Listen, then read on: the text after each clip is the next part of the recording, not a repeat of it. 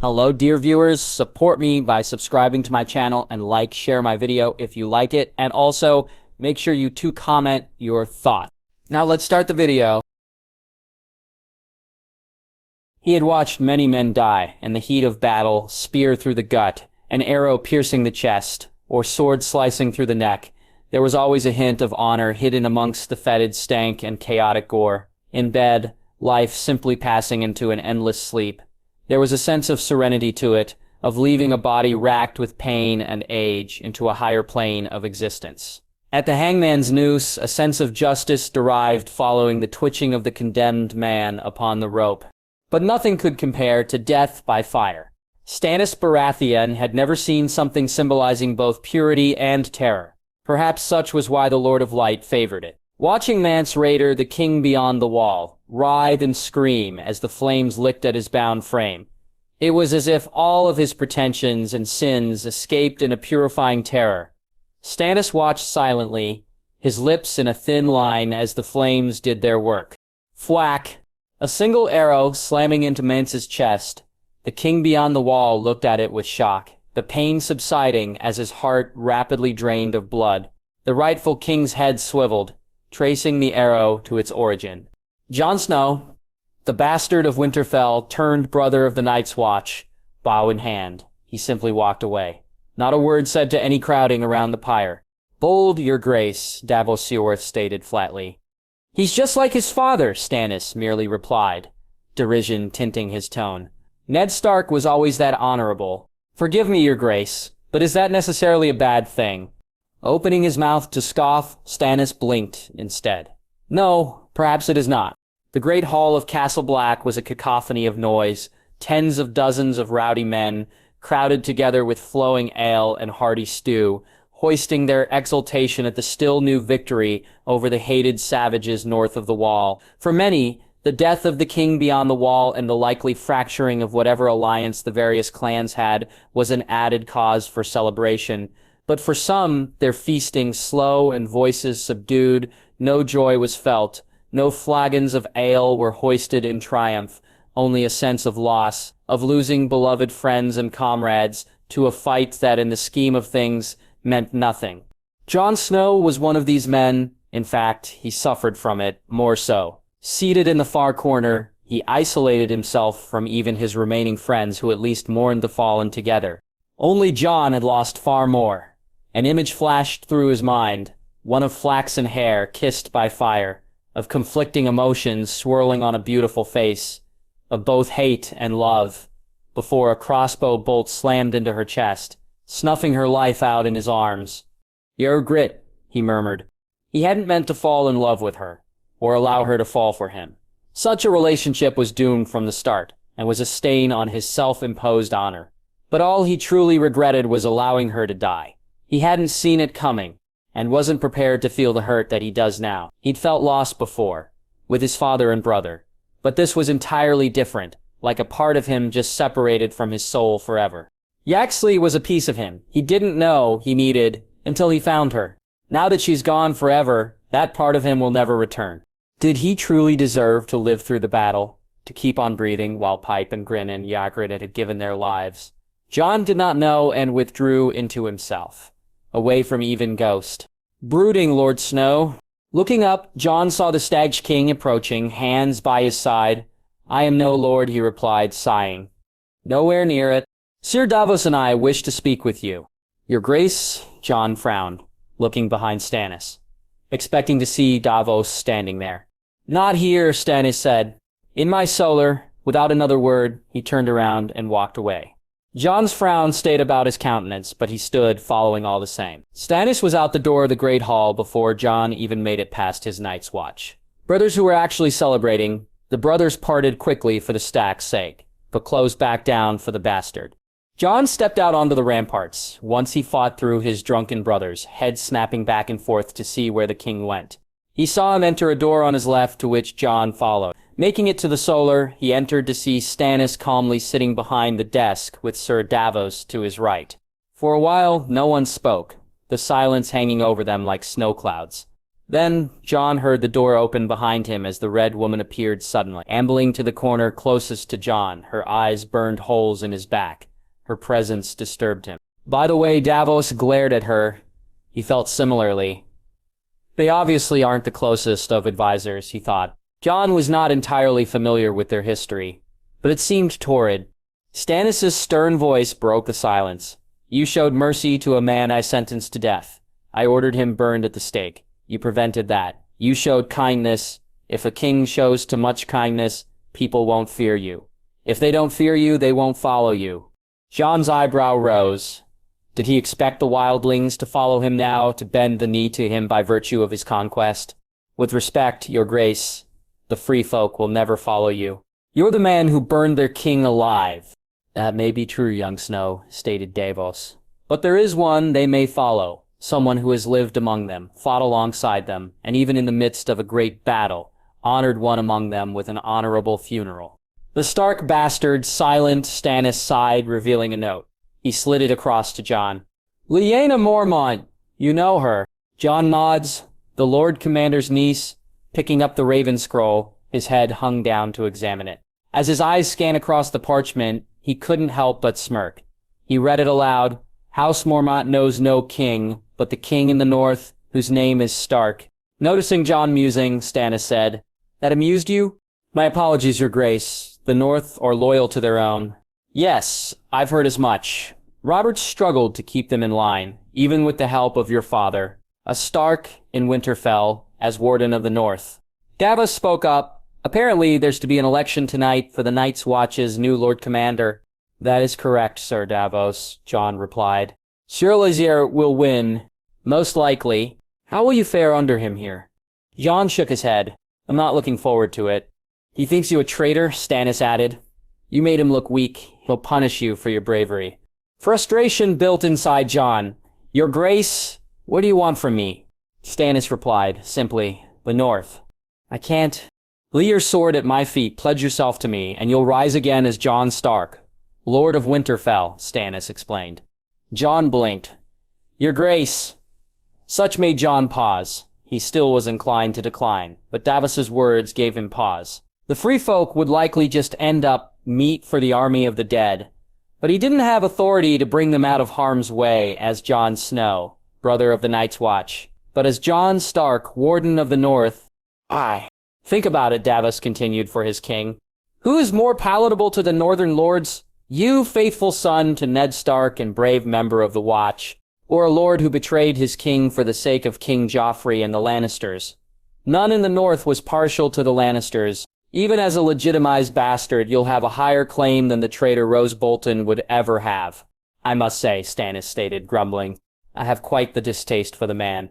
Rhaenyra's Bolton, Kingslayer, Oathbreaker. The man is craven. Murdering his king at a wedding. Nothing is more dishonorable. I mean to put his head on a pike.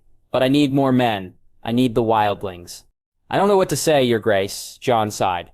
His brain failed to comprehend all the thoughts rushing through it. Say nothing then, Stannis said. Think on my offer. Think carefully, Jon. It was Davos echoing his king. Jon swept away from them in a blur, scurrying out the door. Needing someone to spill all his thoughts to, hells, it wasn't even a choice. That person had always been Sam. The pace quickened as Jon's eyes set on his larger-than-life friend. Sam strolled across the courtyard by his lonesome. Jon moved into stride next to him, looping their arms together. Oh, Jon, what are you? The portly steward was literally being hauled forward by his friend. Jon raised a finger to his lips to silence his friend. Then he said, Sam, we need to talk. His head swiveling around, peering for any onlookers. Nodding, Sam pointed to the direction of the cellars. We can go there. No one looks in there unless it's Syraxians during a battle. His attempt to joke fell flat. Normally, even the brooding Jon would crack a smile. Wow, this is serious. Not responding. Jon walked with his friend in silence until the door to the pantry latched closed behind them. Catching his friend's worried look, Jon deflated. Sorry, Sam. I'm just shaken up a bit. You've been out of it since your wilding died. It wasn't an accusation, just a statement. Sam was the last person who would criticize falling in love with a wilding. And yet this is the first time I've seen any real fire in you. What's up? Best out with it. Stannis Baratheon wants me to be Lord of Winterfell. Give him the North offered to legitimize me as Ned Stark's eldest son and heir. Jon watched as Sam's mouth formed a perfectly round oval. The larger man appeared speechless for once. Jon gripped his friend's shoulder and shook him. Sam, say something. Sam opened and closed his mouth several times as if trying to find the right words to say, but failing. I'm happy for you, Jon, Sam said, finally. Shock having been washed away, replaced with happiness for his good friend. He can make you a Stark with the stroke of a pen, Jon exhaled. It's the first thing I ever remember wanting to be a Stark. Praying at the gods would, just asking for my family to really be my family. Like they were supposed to be all along. You can have it now, Sam smiled, patting Jon on the back. Not that many people get what they've always wanted. Jon, I don't know what I want, Sam. Sam frowned, clearly a bit confused. What you mean? I've had daydreams about my father asking the king, then just like that. Jon snapped his gloved fingers. I'd never be the bastard of Winterfell anymore. Now that's it right in front of me. It doesn't seem real. Lots of dreams don't seem real, Jon, but also lots of them do, Sam replied. You deserve this, Jon. You should agree. But my vows, I swore myself to the Night's Watch, Jon explained. I can't abandon all my brothers. Now Sam's expression darkened. Thorne wants to kill you. Jon's brows furrowed. I know he doesn't like me. No, he literally wants you dead. I overheard him talking to Slade about how you were a traitor for caring about the wildlings. Sam grabbed him by the collar. When he wins tomorrow, I think he'll have you killed. He doesn't have full authority to do so now. But he will after he's voted in. Sam? You'll be safer with Stannis, Sam told him. If he's to be king, you'll be Warden of the North one day. You heard our vows, you took them with me. I am a brother until my watch ends. True, but if Thorne kills you, then wouldn't that end your watch? I hate to sound hyper-technical. Hate to sound. Sam looked up to see Jon smirking slightly. He laughed in response, glad to see his friend could still have some humor. Fair enough, but your watch will end regardless of what you do. If you take this opportunity, then at least you'll live. What kind of lord will I be if I don't take my words seriously? Jon scoffed, recoiling from Sam. He turned his back to his friend. Loyal to a fault? What's... Jon regarded Sam with puzzlement. You're loyal to a fault, Jon. You're too honorable sometimes, Sam shrugged. This is an opportunity that every other man in this castle would take. I'm not every other man, but I'm telling you that you should go with Stannis, Sam said, taking a step closer to Jon. I remember how angry you were when your father and brother died, when your sisters were taken by that mad idiot, Joffrey. Your sister, Sansa, is in the grasp of Rose Bolton as we speak. Jon's eyes widened in his grief over Yarkrik. He hadn't yet fully considered that. Unspeakable things are happening to her. You had all that anger, and you pushed it down because you had nowhere to put it. You can avenge your family, Jon. Better yet, you can save your family. Last time you wanted to leave, we left to come get you. Remember? How could I forget? Jon said, smiling sadly. Well, this time, I'm letting you go. I'm telling you to go. You deserve this, Jon, Sam affirmed. I don't think I deserve it, Jon shook his head. Sam stared at him. Is it because of Eurydice? Be careful, Sam, Jon grimaced. The memory of holding his wildling lover dead in his arms fresh at the forefront of his mind, the feeling of the life leaving her body, the light fleeing her eyes. Jon never did cry, but he tried. It was love, he knew, but the emotion just never came. Grabbing Jon's arm, Sam willed him to see the truth. What would she want for you, Jon? Only silence left Jon, for both knew the answer. In all her anger, in all her grief, Grit couldn't kill him. Couldn't launch the arrow that could have easily ended his life on more than one occasion. You know nothing, Jon Snow, he could hear her saying, likely with a smack upon the head. She would want me to live, he said simply. Well, there you go. The wind whipped Jon's hair around, howling violently, seeming like a sign from the gods to refuse Stannis. Nevertheless, it made deliberating within himself quite difficult. As soon as Jon left Sam, he went directly to atop the wall, where he could find some peace and quiet. He stood on the very edge, staring down into the endless darkness below. Whining gently, Ghost nudged his side, as if sensing his master's inner turmoil. Jon gave the dire wolf a small smile, scratching behind his ear. Ghost's tongue lolled out, enjoying the attention. Thank you, boy. Of the few moments of joy Jon had since leaving Winterfell, Ghost played a prominent role in over half of them. But as always, the stress of duty would come crashing down upon him. Jon Snow, the bastard of Winterfell. Heavy indecision came upon him. On one hand, there was something Jon had innately always desired. Recognition. To be known as a Stark, to be on the same level as everyone else. The same as his siblings. He'd been a rung below everyone since he was born. Just because of his name, because of the circumstances of his birth, he'd been stepped over ever since.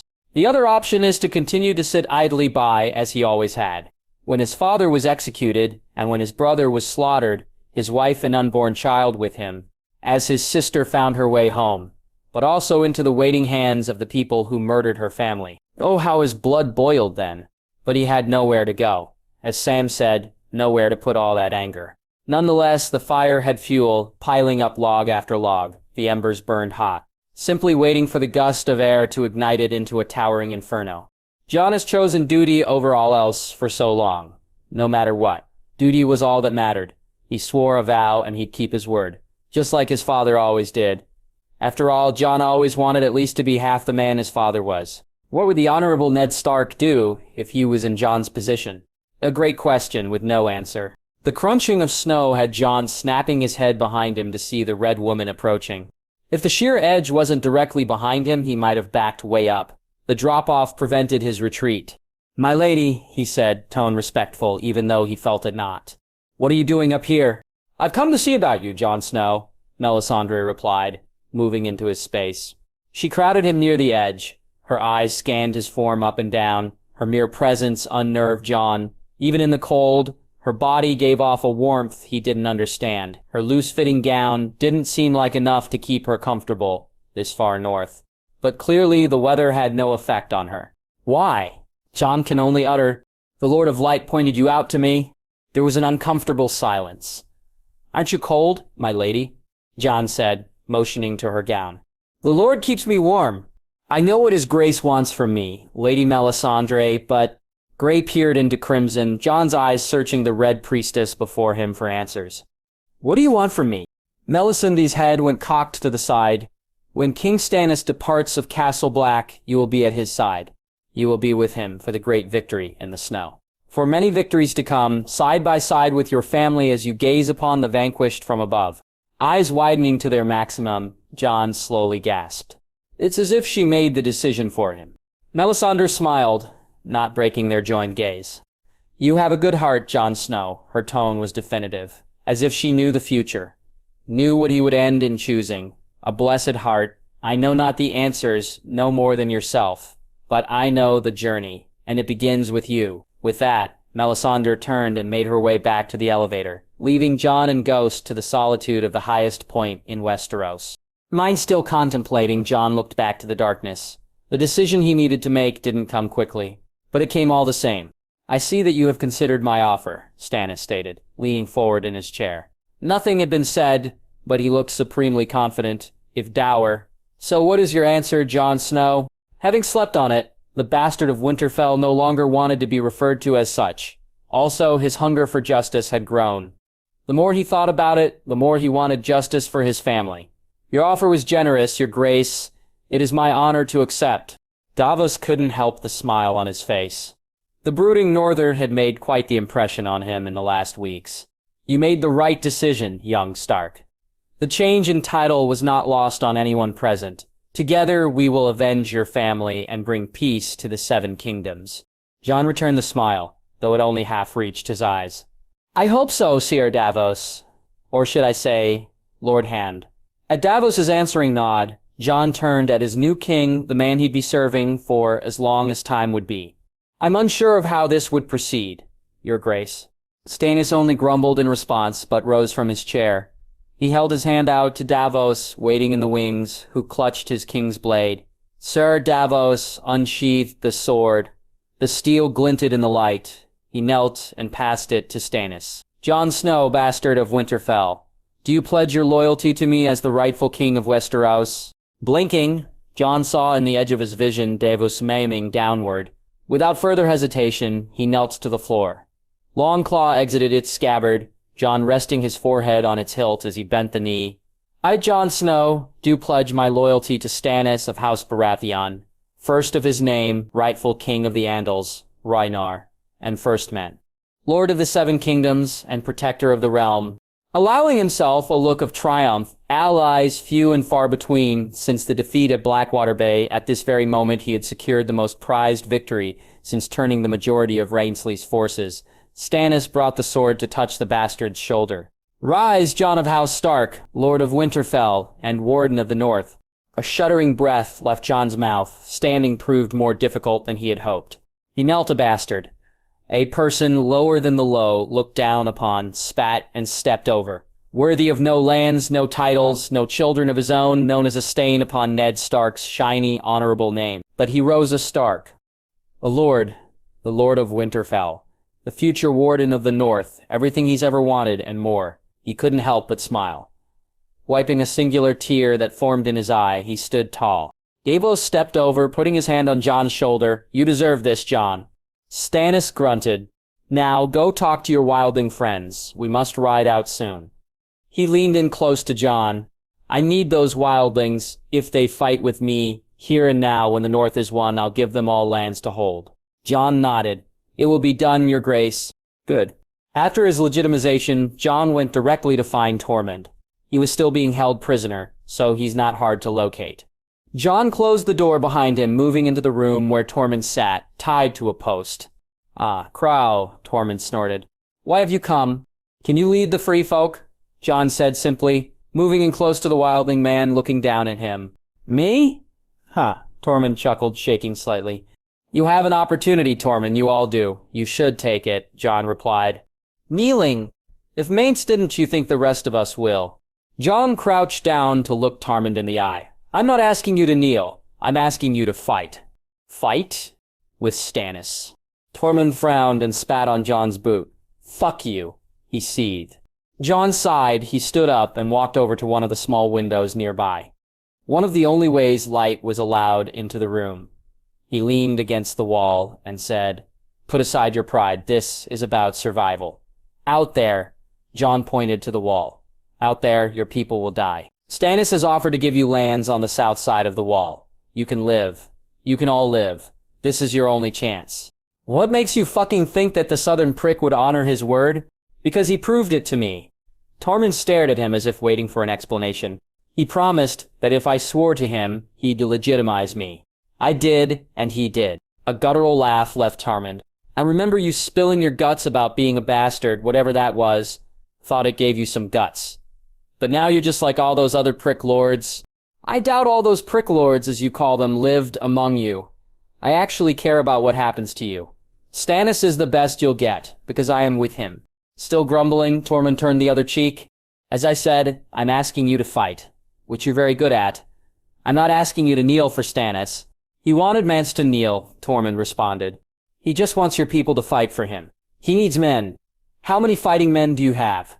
Here? None. Everyone is probably regrouping at Hardhome. Tormund said, eyes returning to Jon. Hardhome? That's where they're all holed up? Jon frowned, moving off the wall. Tormund slowly nodded with an accompanied grunt. He crouched back down. How many of the free folk are at Hardhome? Don't know. You don't know? Fuck off, Crow. Jon exhaled heavily. Tormund, listen to me. If your people don't get south of the wall, they will all die. Do you understand? We both know what's coming. I'd rather die than fight for your southern king. Tormund lashed forward, but his body didn't move much. Jon didn't even flinch. You free folk are too proud, Jon hung his head for a few moments. When he looked back up, he said, I told you, this is your only chance. Fight with Stannis, and I'll protect you. I'll make sure you get your land. How can believe anything a crow says? Because I honor my word. Stannis isn't from the north, but I am. He will trust me on the north, Jon replied. Tormund sighed, shaking his head back and forth, clearly contemplating the choice before him. The free folk followed Mance, they won't follow anyone else. Not you? It's hard to do anything chained to a post. What if I unchained you? Why'd you do that? How you know I won't bash your skull in? Jon rested his palm on Longclaw. You wouldn't have the chance. Besides, you are not my enemy. You sure look like an enemy to me, Tormund growled, trying to lash forward again. For the whole history of the Night's Watch, they've held the free folk out from this side of the wall. Our words are, we are the shield that guards the realms of men. We betrayed that oath. Your people belong on this side of the wall. You are a part of the realms of men. Just because you were born on the wrong side doesn't mean you have to die there. Jon explains, keeping his voice as level as possible. Tormund's expression softened. You want me to ask my people to fight alongside a crow? That's a death sentence. You are condemning all of your own people to death, Jon breathed out.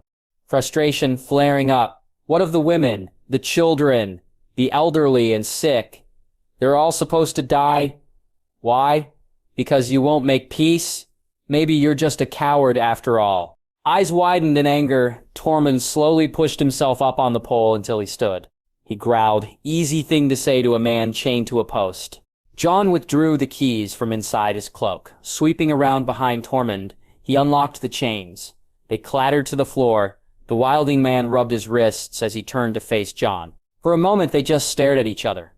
Jon kept his hand on Longclaw. Your people are in danger. They need a leader and they need to get south of the wall. The walkers will get to them first. I can get you to passage to Hardhome. You can be there in a week, find your people and bring them back here. Don't make peace to save yourself. Make peace to save your people.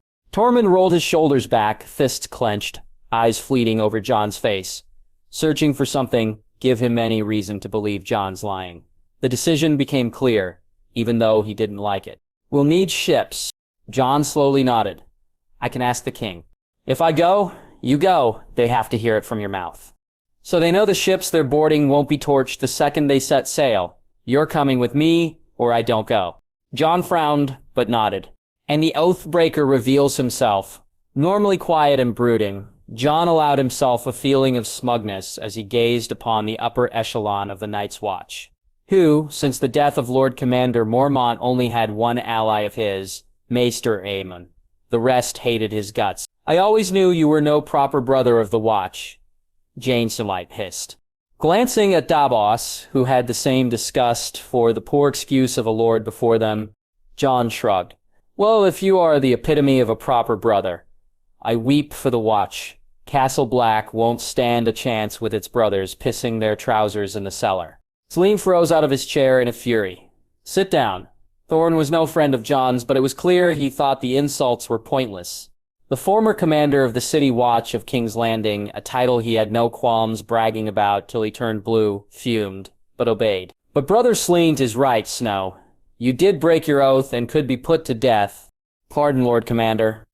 Without opposition, Thorne had won easily. Davos gave him deference just for said title.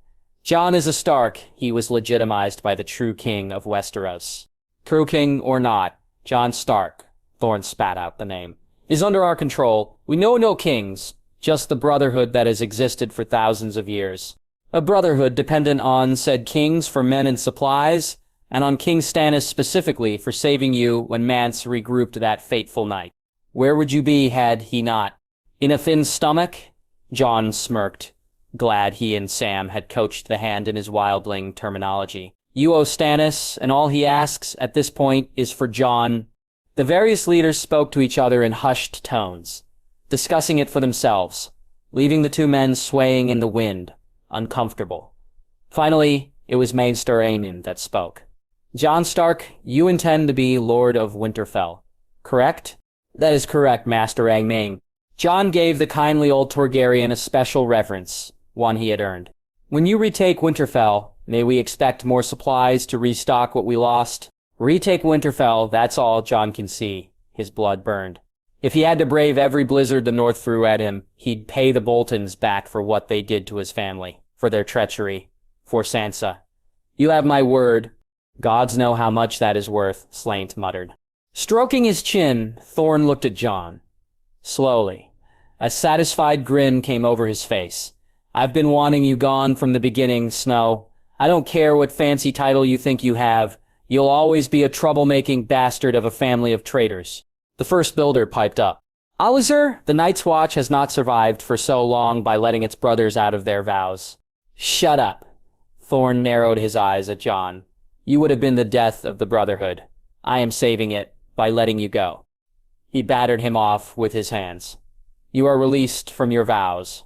Go. Take your southern king and never come here again. A fire burned in his eyes, spitting venom at Jon. But it did not affect the young lad. Nothing could. He had so long worn his status as a bastard as armor, but he no longer needed to. This meeting was somewhat of a formality anyway. Stannis had pardoned him.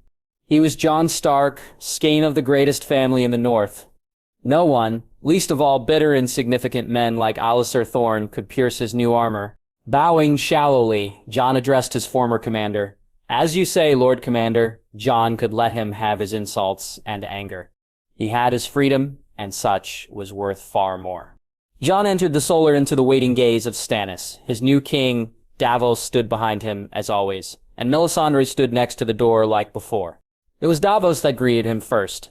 The new look suits you, Lord Stark. Jon smiled softly in thanks.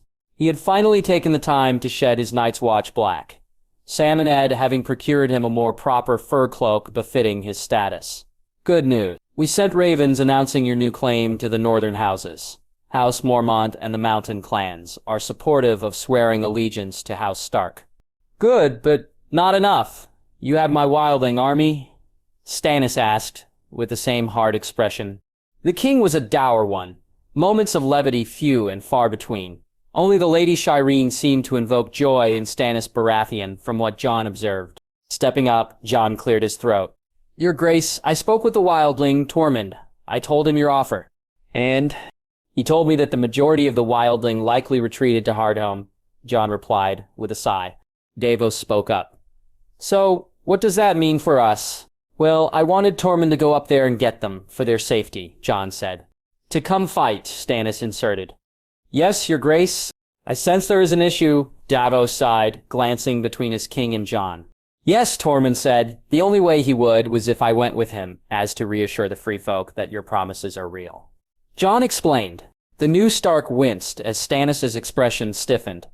What? Do they not trust the word of a king? The free folk don't have a good history with kings, Your Grace. Jon had to put this as delicately as possible. Men like Stannis were loyal, but delicacy was needed if counsel was to be appreciated. Mance was only able to unite them through feats of courage and strength, and even that was from pure necessity. Pursing his lips, Stannis leaned back in his chair. So what does that mean for me? I believe it would be helpful for you to come with me to Hardhome. Jon winced as the king bristled.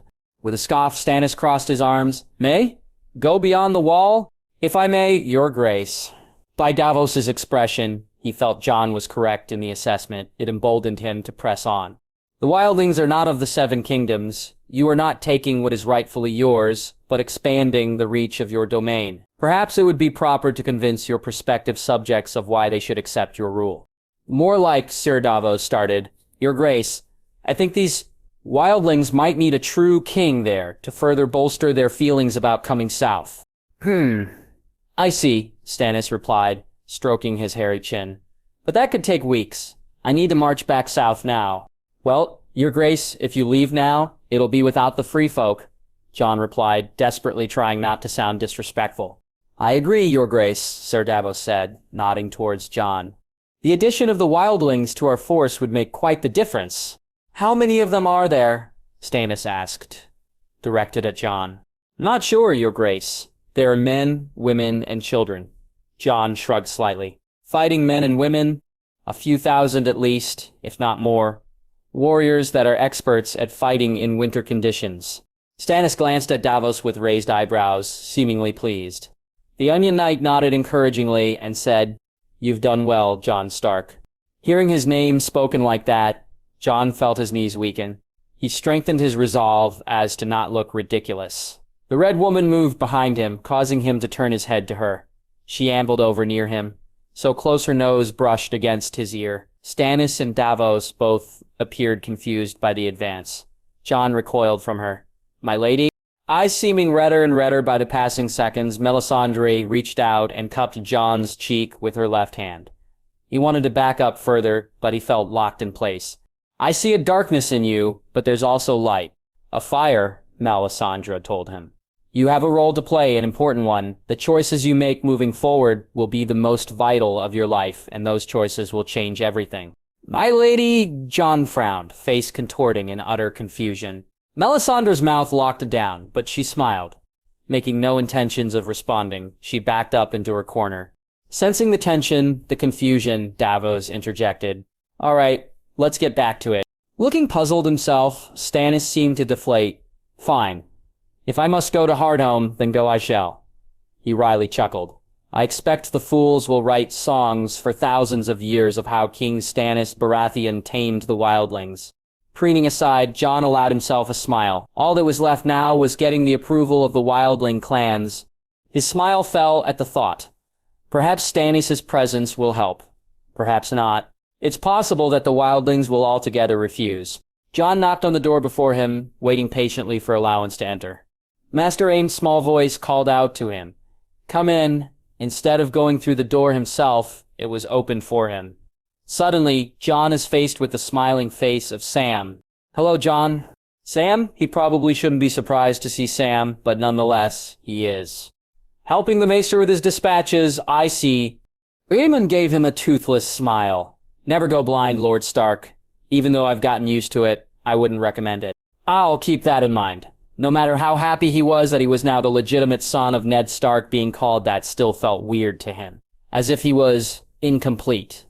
It's oddly ironic. A name had been the reason for a lot of his misfortune. Now, the name he wished for all along has been given to him. He thought it'd give me peace, comfort. In a way, it does. But at the same time, he doesn't feel any different. I shall be heading to Eastwatch on the morrow with his grace. Sam blinked while Aemon was impassive. Oh, King Stannis wishes to sail somewhere. Aye, to Hardhome. I've convinced him to join me and Tormund in trying to convince the wildlings to journey south of the Wall, to fight for him in exchange for land and safety. Clicking his tongue, Sam looked worried. Thorne won't like that. Jon narrowed his eyes. Thorne can kiss my ass as far as I'm concerned. Besides, he has little say on the matter. Normally, he'd never say that out loud, but being Lord Stark left him with an armor not easily pierced. If he has a problem, he can take it up with his grace. The wildlings bow for no man. Both looked to Aemon, who had broken his silence. They will not easily surrender their freedom, even for safety. I hope they would. They don't really have a choice. He and Sam shared a shudder. Each had come face to face with the face of death. Sam even more so. Suddenly, emotions started to well up inside him. In any case, this will be goodbye. Sam pulled his friend into an embrace. Goodbye, Jon. Gilly and I will keep a cot warm for when you visit from Winterfell. I'll appreciate that, Sam. There's no one whose knowledge I would hold a greater trust. Sharing one last smile with his friend, Jon looked at Akenine. A tired smile stretched out over his wrinkled face, violet eyes sparkling with emotion. Goodbye, Master. Your advice and counsel kept me going through my first years here. Aemon clasped his hand. You remind me so much of my brother, Lord Stark. Honorable and simply good, a noble heart. One last word of advice. No matter what comes your way, do not lose it. Gon nodded. I won't. And he meant it. Without another word, he left.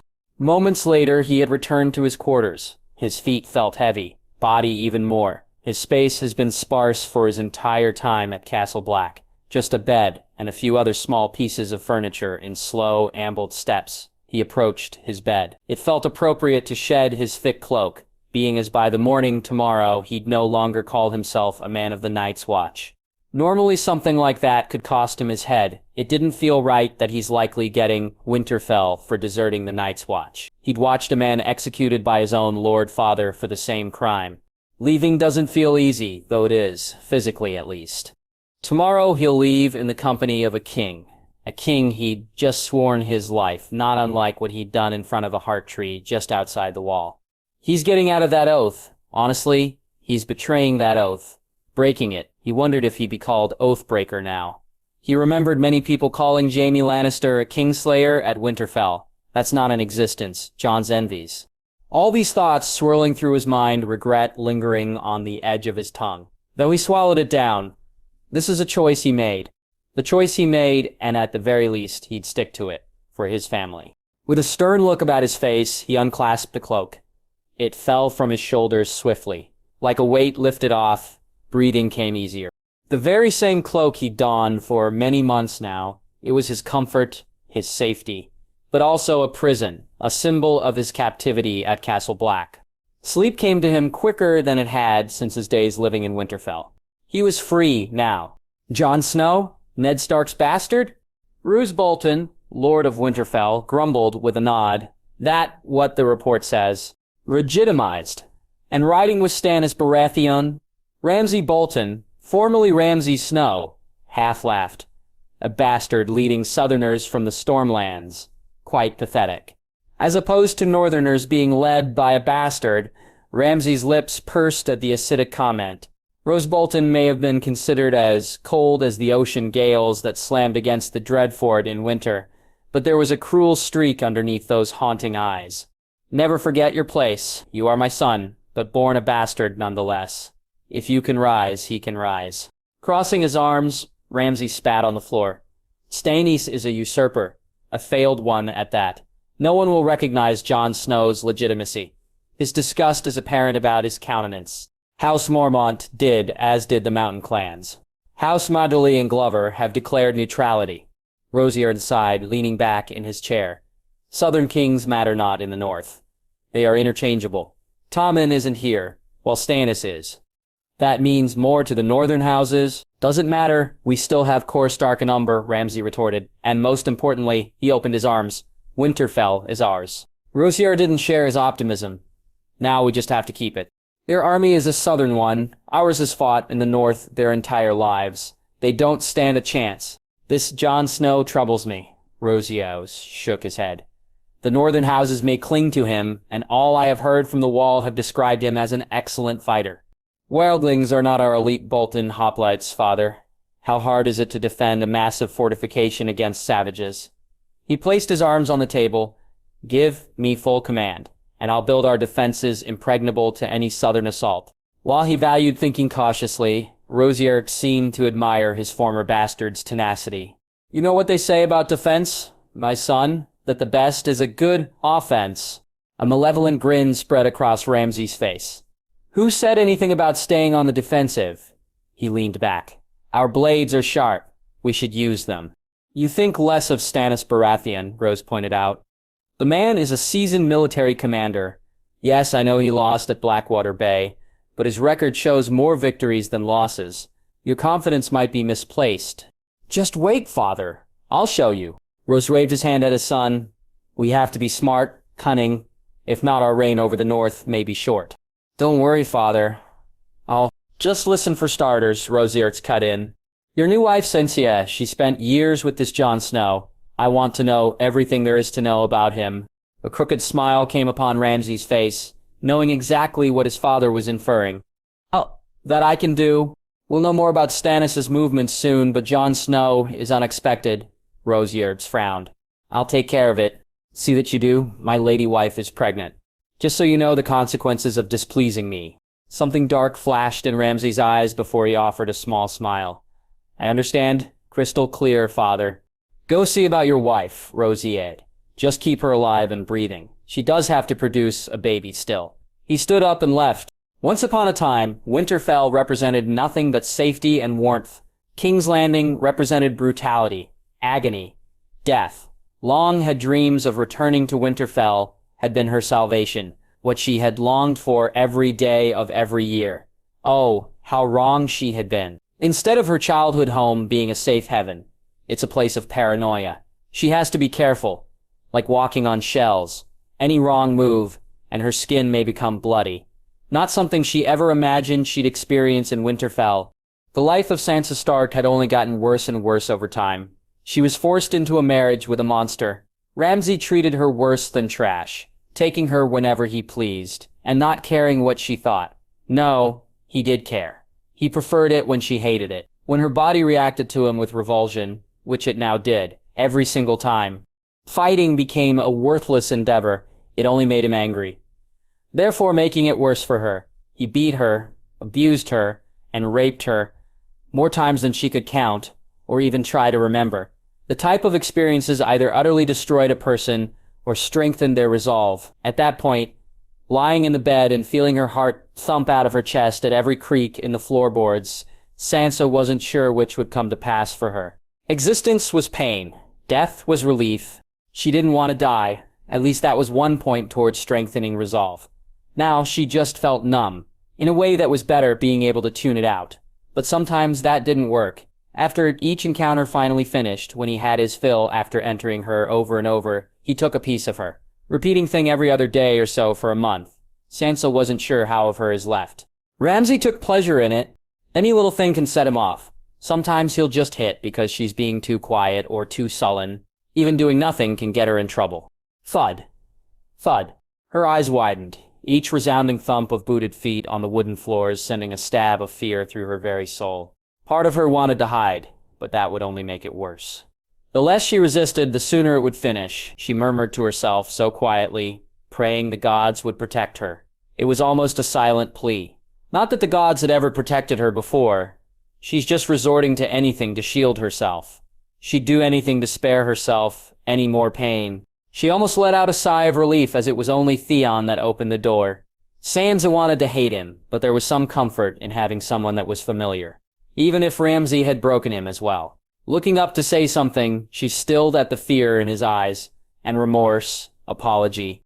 "Hello, lady wife." Lips curled in a wide grin, Ramsay appeared from behind Theon, sounding quite cheery. "This was not going to be good. I hope you are relaxing well this fine afternoon." Still grinning, he took a chair, turned it around, and sat with his hands leaning on the back. "How about we have a chat? This was not at all going to be good. And what would you like to talk about, husband?" She would not give him the satisfaction of showing her fear. Theon hung his head, closing the door behind him, remaining there to be called upon by his master. Normally, Ramsay would play games with her, but he was in a hurry, so he got to the meat of the matter. "We received word from Castle Black." Sansa's face was impassive. "Seems your brother has been making waves." Inwardly, Sansa did a double take. She hadn't heard much about her dear brother. Only that he was up at Castle Black doing whatever it is men of the Night's Watch do. She decided to feign ignorance. "Oh, I forgot he existed." Ramsay laughed. He's far too smart, seeing right through her lie. "I doubt that, but that's not important. My father's sources told us of him bending the knee to Stannis Baratheon and rising as Jon Stark." Now that surprised her. It was physically impossible not to have physically reaction. Though she tried in vain, her bottom lip involuntarily twitched into a smirk, her mind swirling with memories of being awful to Jon. Largely following her mother's lead. It all seemed so alien to her now. Why would she act so horribly to him? He didn't do a thing to her. She wished she could take it all back. She just wanted to be like her mother, earn her approval and be the perfect tally lady. Wanting such different things back then, it was so ironic now. Before she would have done anything to just be in Joffrey's presence. Now she just wanted some safety, some semblance of it. All this flashed in her mind in a split second, and after that moment passed, it was time to reap the whirlwind. "That amuses you, wife?" Ramsay asked, lowering his tone. Apparently he had noticed her smirk. Typically this meant in the next few seconds he would hit her. She was rarely allowed to smile, not that she ever felt the need to anymore. As quick as she could, she buried any and all emotion, reverting back to her broken self. The shortness of that smile gave her some life, though, wishing it could have been longer. In truth, she was quite happy for Jon. Being a Stark was something he'd always wanted. Her other siblings always treated him that way anyway. She hoped that was enough for him then. The knowledge excited her a little, though unaware of the implications of it. What were Jon's plans now? She wondered if he'd come to rescue her. The thought was pleasant, but fleeting. "No, of course not," she said, hanging her head in an attempt to hide her evident excitement. "Oh, I see," Ramsay chuckled. Sansa heard the chair he sat in skid away against the stone floor. He was coming over to her. Her head stays down as Ramsay's fingers looped through her locks, pulling her head up to meet his gaze. She closed her eyes as the tears began to form. "Look at me," he commanded, but she refused. His hand collided with her cheek. "Look at me." Reluctantly, Sansa's lids rose up to see his intense glare, her cheek heating up. His hand pulled harder on her hair. Instinctively, her hands go up to grip his, trying to loosen his grasp. Ramsay took offense to this, thus slapping her again, forcing her hands to fall to her sides, forgetting the fruitlessness of fighting back. Ramsay will do whatever he wants to her, and she can do nothing to stop him. Alone, at least. He growled at her. You think that your bastard brother is going to come to save you, rescue you? He laughed darkly. You hear that reek? Ramsay asked the man formerly known as Theon Greyjoy. She thinks Jon fucking Snow is coming down from the wall like a knight in shining armor. Don't get your hopes up, sweet wife. His other hand goes to her neck, forcing her to face him directly. I'll make sure he dies right in front of you. Would you like that? Sansa attempted to rise from her chair, but Ramsay reacted by kicking her knee, making her go back down to a sitting position, with his fist wrapping tighter and tighter in her tresses, tears fully flowing now. Sansa had no control over them. Her eyes expelled the emotion like a running stream. Ramsay enjoyed watching her cry. It's just fuel to his ire. That kind of reaction is what he wants, exactly what he needs from her. So he started to pull even harder on her hair. He wanted her scalp to bleed. I own you. You understand that? Ramsay gritted his teeth. You're mine. Never forget that. For some reason, Sansa decided to retort, You don't. You never have. You never will. A gasp of strength, she was Sansa Stark, a wolf of Winterfell, one that even the highest-born Bolton would bow to. Ramsay scoffed, somewhat surprised at her sudden confidence.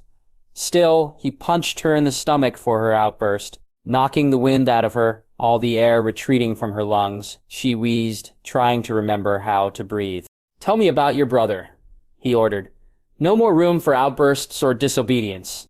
In all honesty, she didn't quite know what to say because she really doesn't know all that much about Jon. They really never spent that much time together. She heard glimpses from Robb and Arya. She never experienced anything worth remembering herself.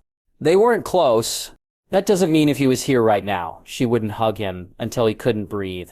Sort of like herself after being punched by Ramsay Bolton. Tell me, he repeated himself, giving her another firm slap to the face. She forgot he really doesn't like having to say things twice. His weaknesses, what he hates, what he loves. Anything. I don't know. You don't know, Ramsay snarled. Now his hand goes to her neck, tightening his grip, her windpipe closed. You don't know. Her eyes roll back, yet her hands attached to his wrist. She tries to get him to let go, after it became apparent that he isn't letting up her hands fall away. In fact, she seems at peace, even serene. Her eyes fall fully closed, and she stopped fighting. Both her husband's hands went to her throat now. With so much force, Sansa is brought to her knees, his statue towering over her as it all blacked out for her. If Ramsay hadn't needed something from her, he may have choked her to death. After a few moments, he released her completely. Sansa fell on her back, coughing, gasping for air. Ramsay turns around to the table, grabbing a goblet and the flagon of wine. He poured himself a healthy portion and drank it down eagerly, preparing to repeat the process as Sansa gets to her feet. Her face is reddened, eyes bloodshot for the lack of oxygen. She was literally seconds away from falling completely into darkness, never to return. It almost seemed like mercy given the circumstances, and she welcomed it. It just so happened that her damn husband didn't feel like it.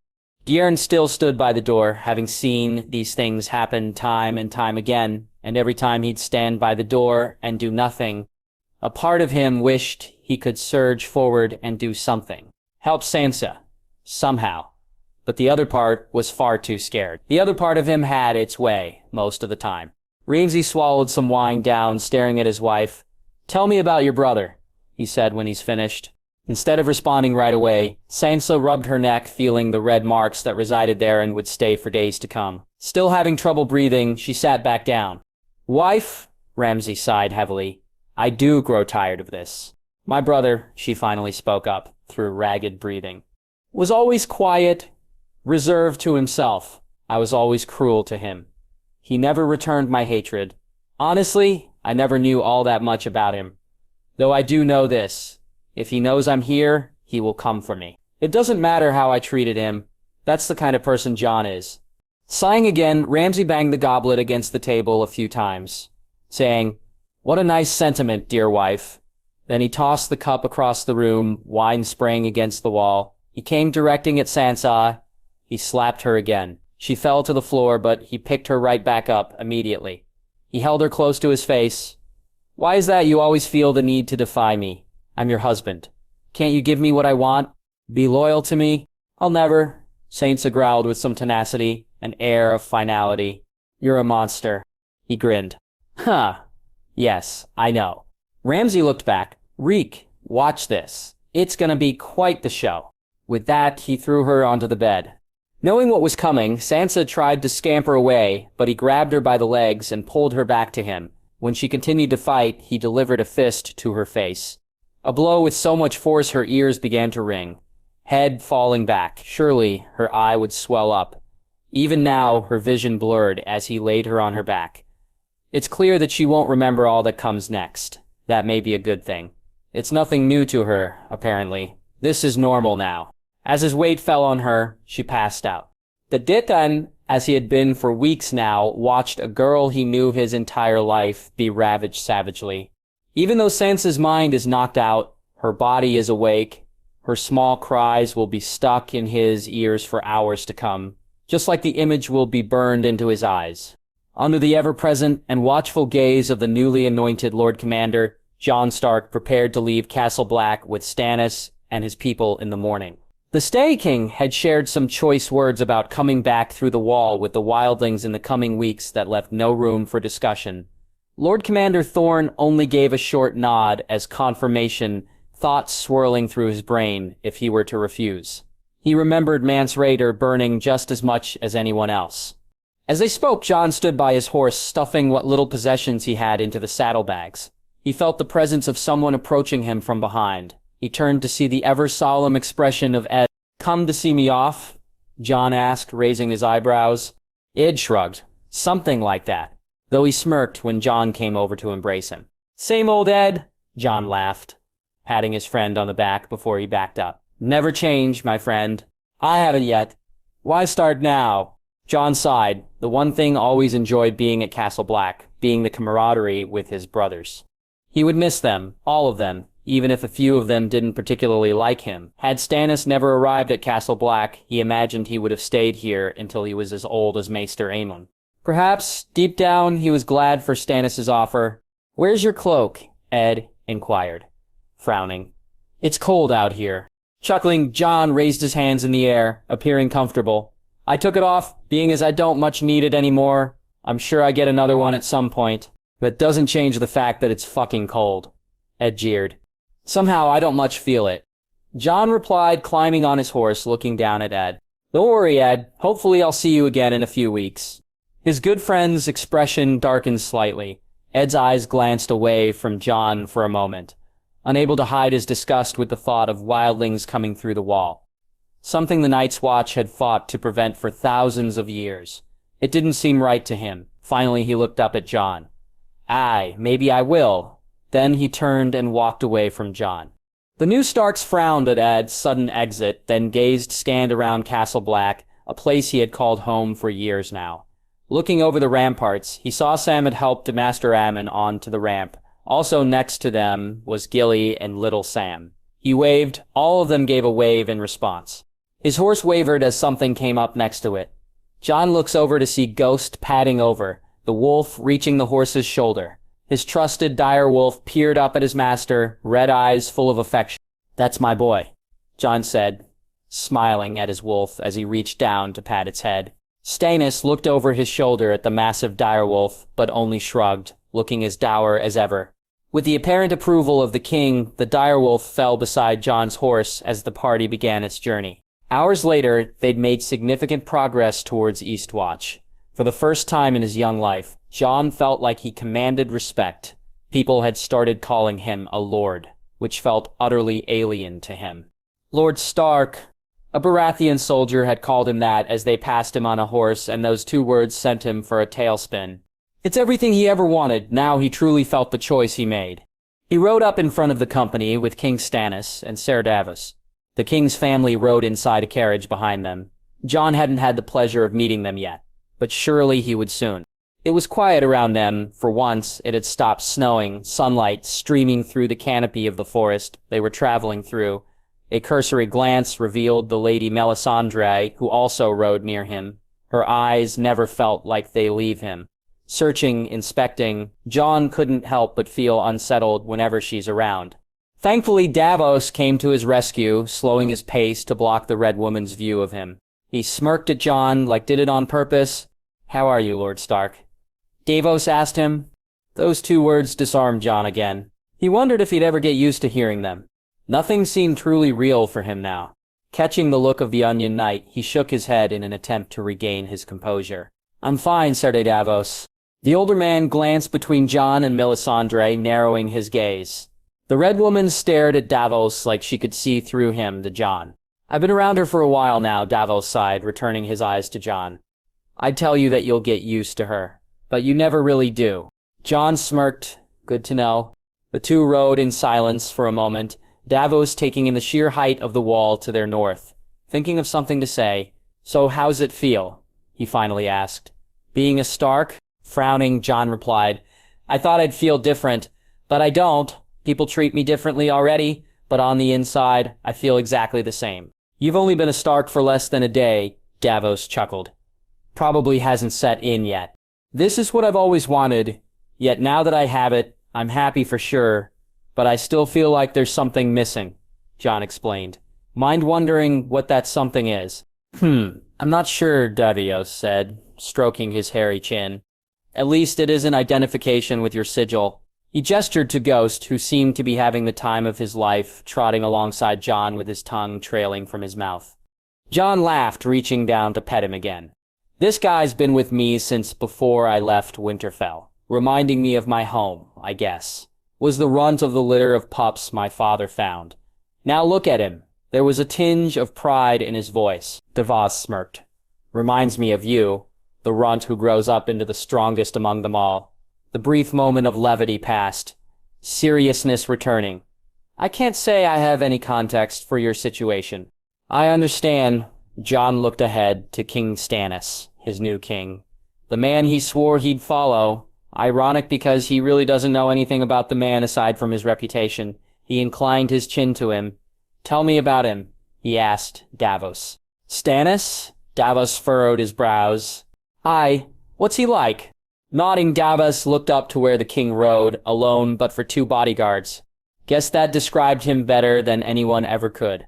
"Well, I've known the man a long time, and he's been the only man I've ever known worth following. He's honorable, just, and principled. I've never been around anyone as smart as Stannis Baratheon. His military mind is unheard of." Davos talked like he's a proud father, speaking of his son. Jon realized Davos thought very highly of his king, like he could do nothing wrong. "Stannis is the greatest man I've ever known. I'm honored to be his hand and his friend." "So, he's a good ruler then?" Jon asked. "Of course," Davos said like it's common sense.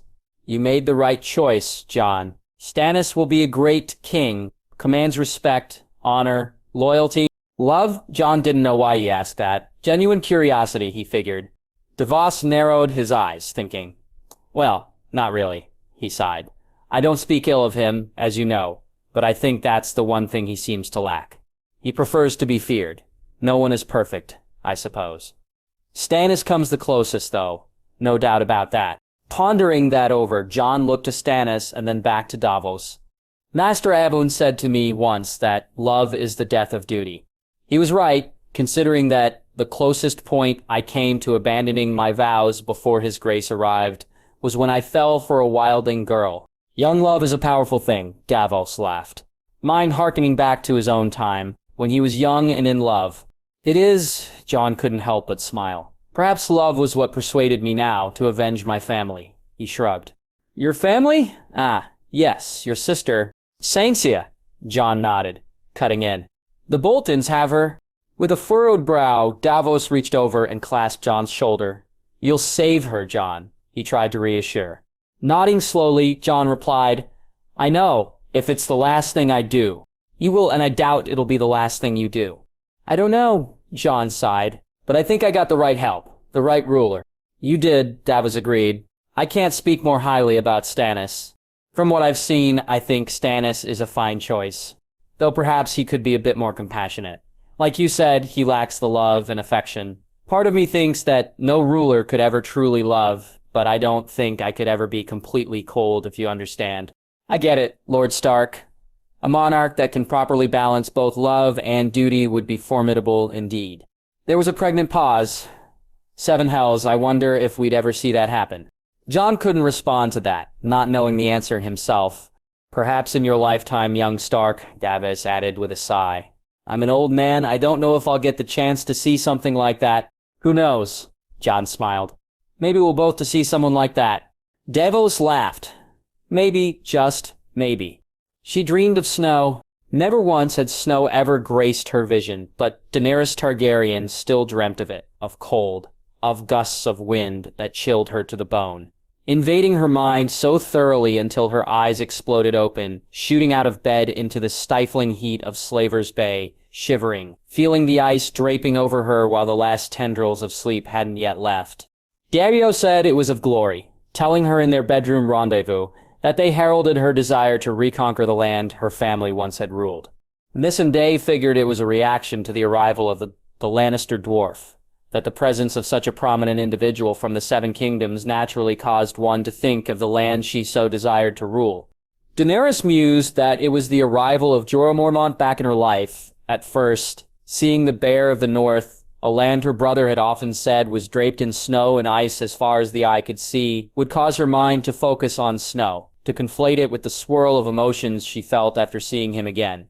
But lying in bed alone, having awoken once more in the middle of the night, the Dragon Queen pondered something new, a puzzling aspect of her dreams that had only appeared that night.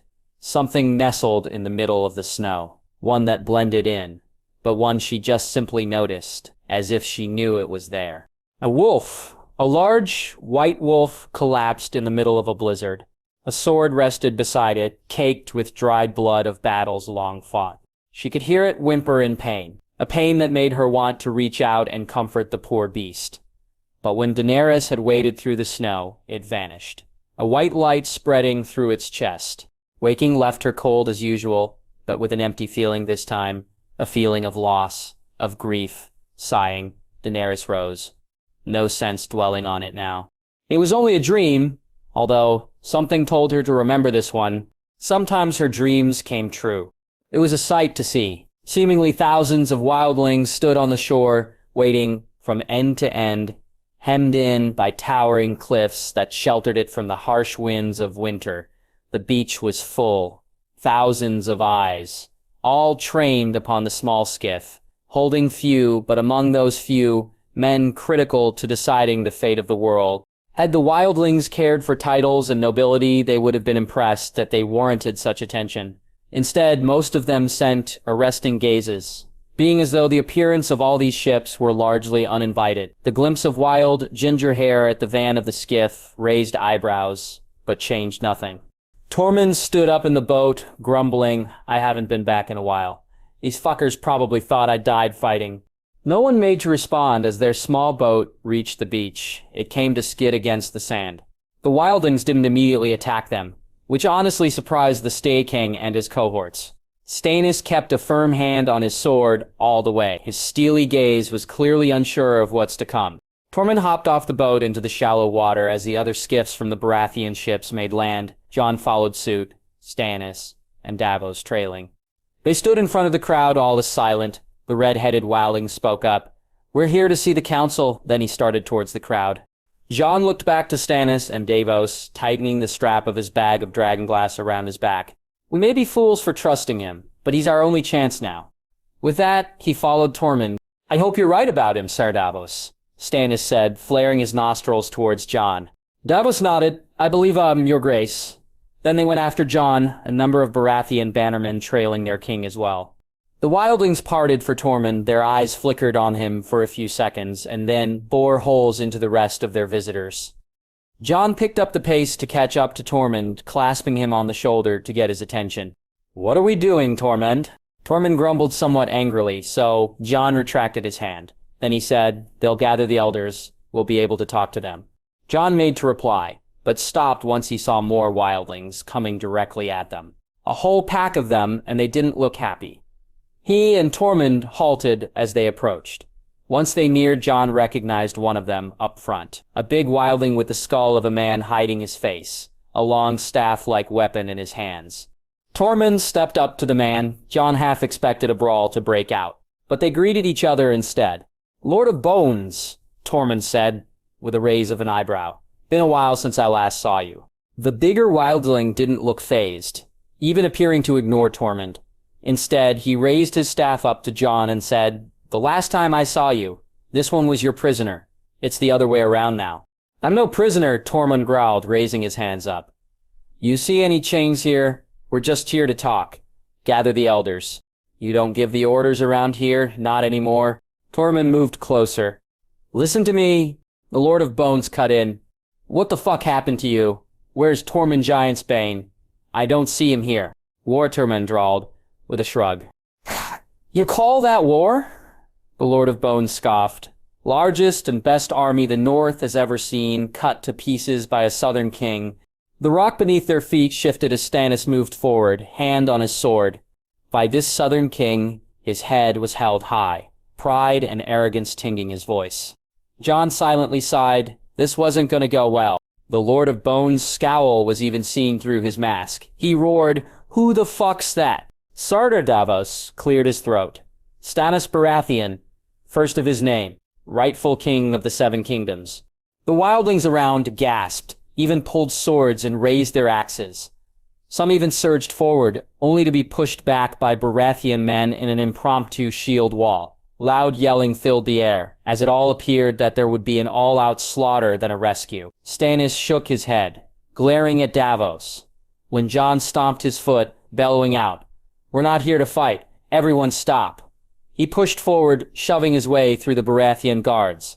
"Put down your swords," making his way to the center of all the struggle. "Get those axes down, you cunts." He knew the free folk, knew how to talk to them. Somehow, all of that was enough to quiet the crowd even though Tormund and the Lord of Bones were locked in a brawl. Something sparked a fight amongst all the chaos. Nothing could stop them. Everyone backed up from them. "You fight with the Southern Kin and the turncoat Crow," all heard the Lord of Bones snarl, throwing a right hook. Tormund dodged and punched the other man in return, wrestling the staff from his grip, proceeding to bash his brains in with the stick. When he's done, the Lord of Bones' head is nothing more than paste, blood spraying all over Tormund and the ground before him. He tossed the staff aside, banging his fist against his chest. The fight halted, anything else going on, all eyes on him. "Gather the elders, and let's talk," Tormund commanded. No room for discussion. Saying nothing else, he stomped onward. Even Stannis looked surprised at the sight of the former man's crushed skull. Davos's eyes only widened at the scene. This was nothing new to Jon. He showed no reaction, though he shifted over to address his king. "Your Grace." He bowed slightly. "Lord Stark," Stannis acknowledged him. "I know this seems outlandish. I know it's foreign to you. But if we can secure this army, I know it will be an important addition to your forces," Jon said. "I agree," Ser Davos declared, eyes still wandering around his surroundings. "They do seem to be quite vicious," Stannis noticed. "Exactly what I need for my army." "We're going to meet with their elders now, Your Grace," Jon pointed out. "I would exercise caution. They will not kneel for you, but they can still be our allies. What you offer is too great. They cannot refuse."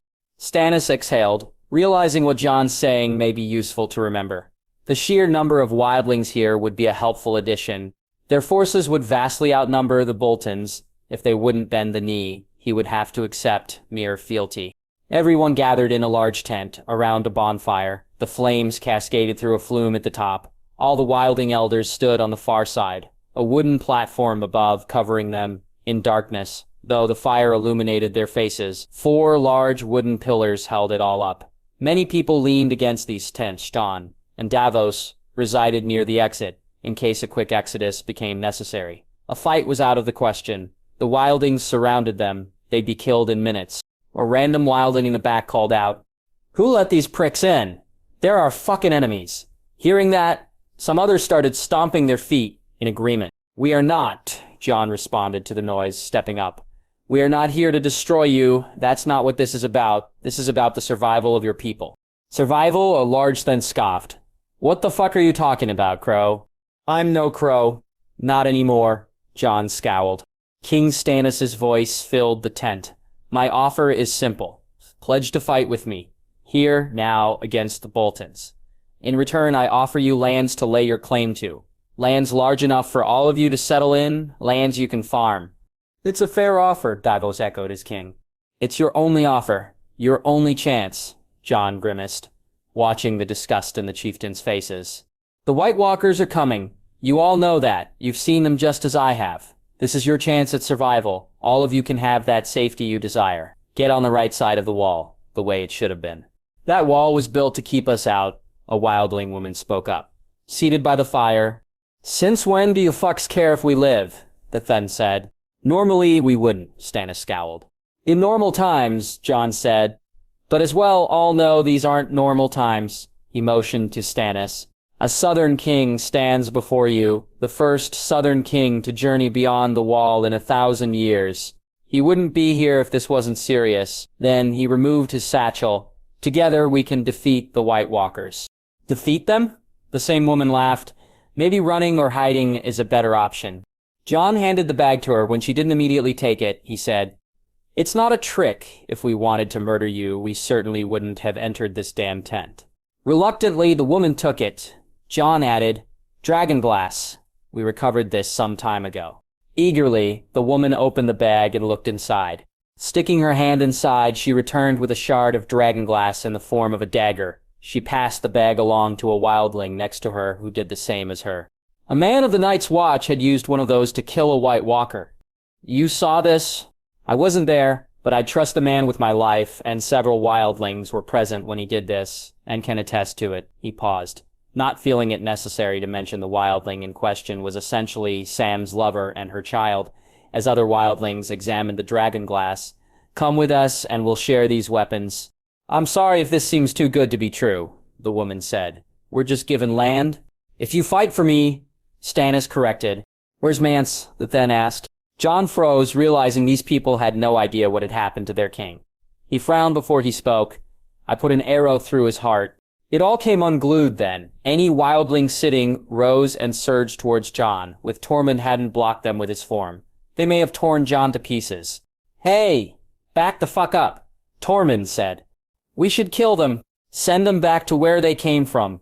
The tall then yelled, All of you, shut the fuck up. None of you were there. None of you, Tormund yelled back, making everyone quiet down. He stepped in front of the fire. It was mercy. Stannis crossed his arms over his chest. I tore your army to shreds. After the battle, I tied your king to a post to be burned. Jon defied that order, Davos voiced himself.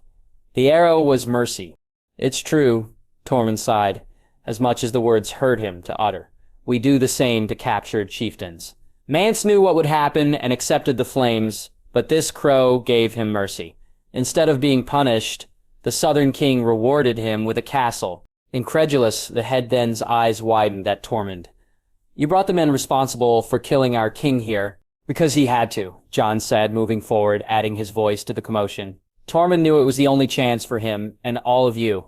I am your only salvation, Stannis opened his arms. Fight with me, and be saved.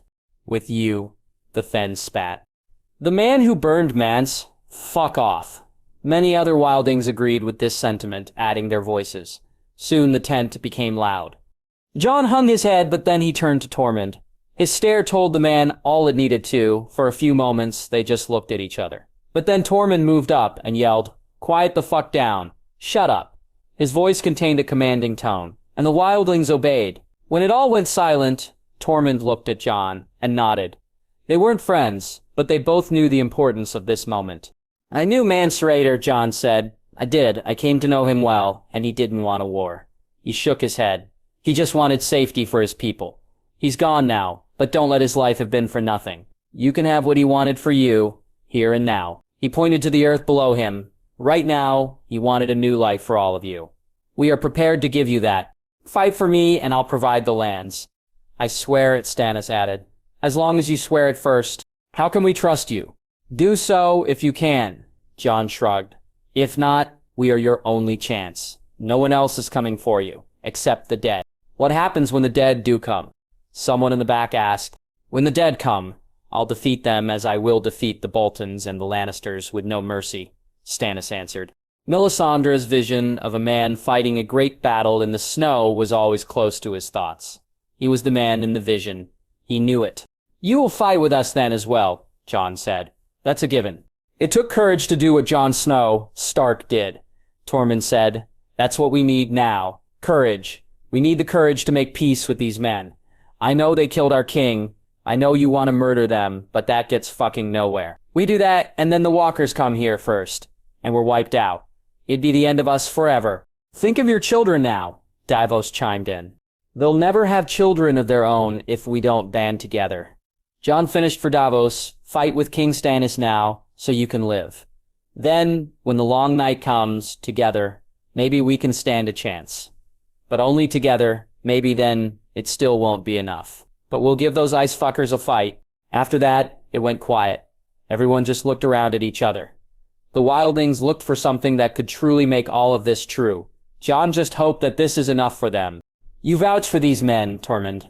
the wildling woman asked. "I wouldn't be here if I didn't, Carsey. I wasn't forced to come here," Tormund said. Then he looked at Jon. "This man here, he came to me and asked me to come here, to convince all of you to listen and save yourselves. He motioned to Stannis, his southern king, and got him to come here himself. They need us, and we need them." Tormund continued, "I know this king killed Mance. I know it. I hate it. But this is our only chance." "It's not fair," Davos coaxed, "that the man you have to swear to now is the same man that ended your king. But it's the only choice you have." "Your only chance," Stannis grunted, with his hands on his hips. "I came here knowing you could kill me as soon as I set foot on the shore. Trust that I wouldn't be here if I didn't have to. But I need your army. Fight with me, and I'll give you what you want. We won't kneel for you." "We do not kneel," Carsey glared at him. Many other wildlings did the same.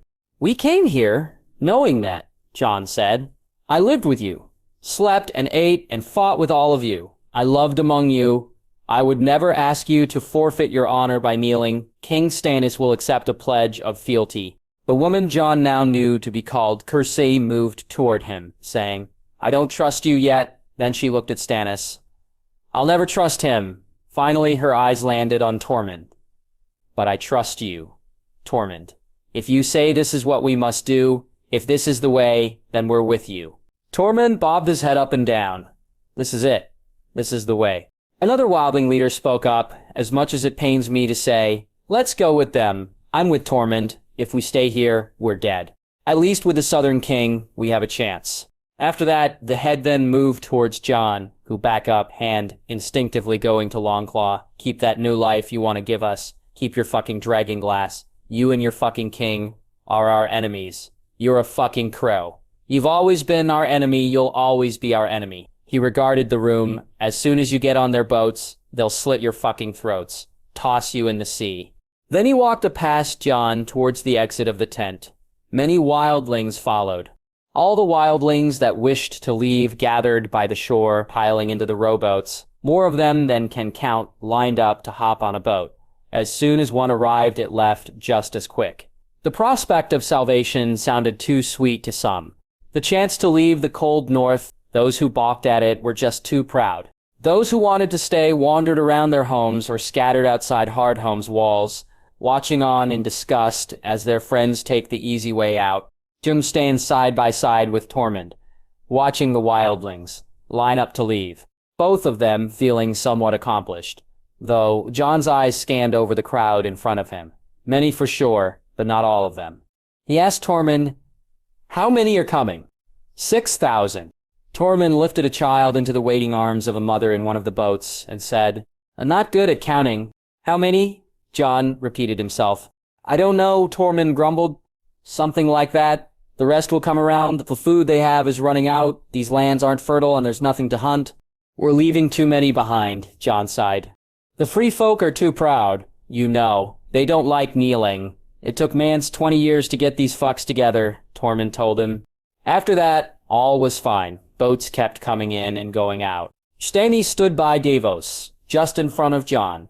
They remarked about how these numbers might give the army the hand up they need to defeat the Boltons, even going as far as to compliment Jon on the sentiments that brought them here. Stannis now began to realize how much he appreciates having Jon with him. He never would have been able to secure the wildlings without him. Then suddenly, the dog started to bark. The ground trembled.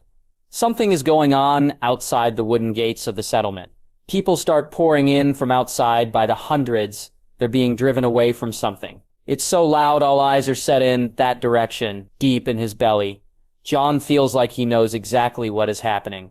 By one glance at Tormund, he knows as well. The crowd of wildlings starts to increase in size. People start getting pushed into the water. Some even start to swim towards the boats in a mad hurry. Stannis looked back to Jon, asking, "What's happening?" In response, Jon drew Longclaw. "Your Grace, get on the next boat. You need to leave." "Jon, what is it?" Davos asked, worried. "The dead are already here," Tormund answered for Jon. Nodding, Jon walked past them. "I need to go back for the dragonglass. We need it." In front of them, the wildlings began to close the gate. The screams of those trapped beyond soon reached all the way to the beach. Something outside began to tear them apart. Those close to the gate, seeing the blood flying, only seeing the feet of the people outside shift and move. A force so strong, the gate pushed out towards those on the inside. A great storm approached, floating over the mountains, snow starting to fall all around them. The wind picked up, turning it into a small blizzard. Then all the struggle by the gate disappeared. All the feet below faded away. The leader of the Thens approached the gate. When he peered through the wooden logs of the doors, he saw nothing. Just the raging blizzard, but only for a moment, for the next thing he knew, an undead person careened into the wood before him. Then, hundreds came right behind. It turned to a frenzy by the shore. The wildlings started fighting for spots on the boats. The Baratheon bannermen tried to make them stay in line, but wildlings fought back, small brawls breaking out. Most that got through took their chances in the freezing water than facing what's coming through the gate. Tormund grasped Jon's shoulder and pointed to the gate. "If they break through, we're all dead." Jon nodded at the wildling, then regarded his king. "Your Grace, you need to leave." Stannis shook his head and drew his sword. "No, I will not cower." "Your Grace," Jon started. Devotus interrupted him. "Best not argue, Jon." He gave a small smile despite the circumstances. Jon said, instead, "We need to defend the retreat." Pointing at the gate. "We need to hold them back as long as we can. They'll be coming from over there." Unwavering as ever, Stannis turned to his bannermen and yelled, "Bannermen, with me." He charged forward through the droves of wildlings towards the gate. Drawing Longclaw, Jon followed his new king with Tormund right behind him. They shoved their way towards the gate, which by now is being broken through. Undead foot soldiers crawl over the top, under the bottom, and tear through a hole in the wood. The wildlings' attempts to hold them back are in vain. Stannis and company arrive at the battered wall as the dead began to breach. Worming their way through gaps, ripped through the logs, unprepared wildlings were set upon. Their screams lost over the noise of the screeching undead. Dozens of undead surged forward, engaged quickly by the defenders and the arriving reinforcements. Many of those who took on the undead were swarmed and cut down. The undead moved inhumanly, their limbs flopping around, skin colored brown and rotting, eyes blue as ice. Most all of them gripped rusty swords and axes, a sight unlike anything Stannis had ever seen. Literal dead men, walking corpses, running straight for him with the intent of cutting him to bits. A weaker man should crawl inside himself in fear. He did not. Jon yelled out over the wind and snow, "Stand your ground!" Snarls reaching his ears, he spun around and parried a blow from a half-rotted wight. Valyrian steel clashed with a rusted bronze, batting it away before the Lord of Winterfell buried it into its ribcage. Next to him, Tormund rushed into the fight, swinging his sword like a madman, cutting down all the undead before him. Sword drawn and wading into the fray, surprising whatever wildlings that paid attention. A southern king fighting on the front lines, Stannis decapitated a wight. It kept coming, clawing at his knees before a blow crushed the head. "Head," he yelled. Hit the head, anger rising at the fresh cuts to his shins. He bellowed a cry as he charged at two others. Firing furiously, Carsey knew in the back of her mind that the archers weren't going to be enough to hold them off. But as if a miracle, about a dozen Baratheon crossbowmen appeared. "Frostfangs," she yelled at a cluster of warriors. "Protect the Southerners. You there. Fire at anything that peeks its head through or over the wall." If the crossbowmen had any irritation at taking orders from a wildling, they didn't show it as they obeyed. Well-aimed steel bolts took down wights by the score, free folk archers now able to pick off wights that had already charged through. A group of wights charged at Tormund. He took down one, but the others tackled him to the ground. Thrashing at his neck, the wights scratched and crawled in. Tormund wrestled his sword free, pushing it through the chest of a wight, trying to bite his nose off. Then using the blade to brace against 3 other undead pushing against him. One hand gripped the hilt, his other palm held the end of the blade. Fingers dangerously close to a wight's gnashing teeth. He's forced deeper into the mud. He laid in, muck seeping into his hair and onto his face. A wight swung down at him with a jagged short sword. Tormund brought his blade up to block the attack. He succeeded. After the collision, the wight's sword bounced and landed on Tormund's hand. 2 of his fingers were completely severed. He cried out in pain, watching them fall from his hand. Blood spewing out onto his chest. The very same wight who took his fingers would have also taken his life. The undead monster reared back to slash at Tormund again, only to be cut down, but a certain black-haired man. Jon took care of all the wights surrounding the wildling. Then he said, "Get to your feet, Tormund. More are on the way." Still mourning the loss of half of his index and middle fingers on his left hand, Tormund got to his feet, clutching his sword with his intact right. He might have thanked Jon for saving his life if there weren't 4 more undead running straight at them. He watched as Jon jumped headlong into the scuffle, swinging Longclaw undeterred, hacking down skeleton after skeleton, letting them hear his roar all the while. Adrenaline pumping, Tormund entered the fray as well. Nearby, Stannis fought like a wildcat, sword slicing through corpse after corpse. Seeing countless wights trickle through a gap in the wood, he shouted, "Get a patch!" Seeing no one willing to hold them off, he charged himself. Beheading a wight, he skewered another, using it to block further infiltrators. Fuck.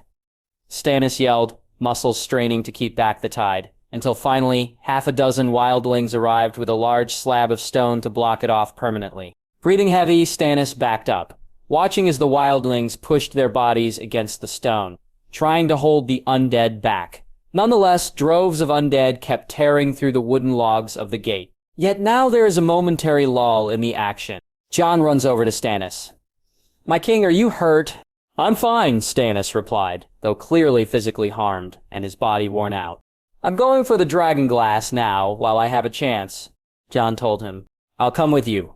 Racing towards the hut, suddenly a chunk of the wall burst open. Wights racing through the gap. "Get the dragon glass," Stannis yelled, engaging the first wight, batting aside its sloppy axe blow and skewering it. "Go!"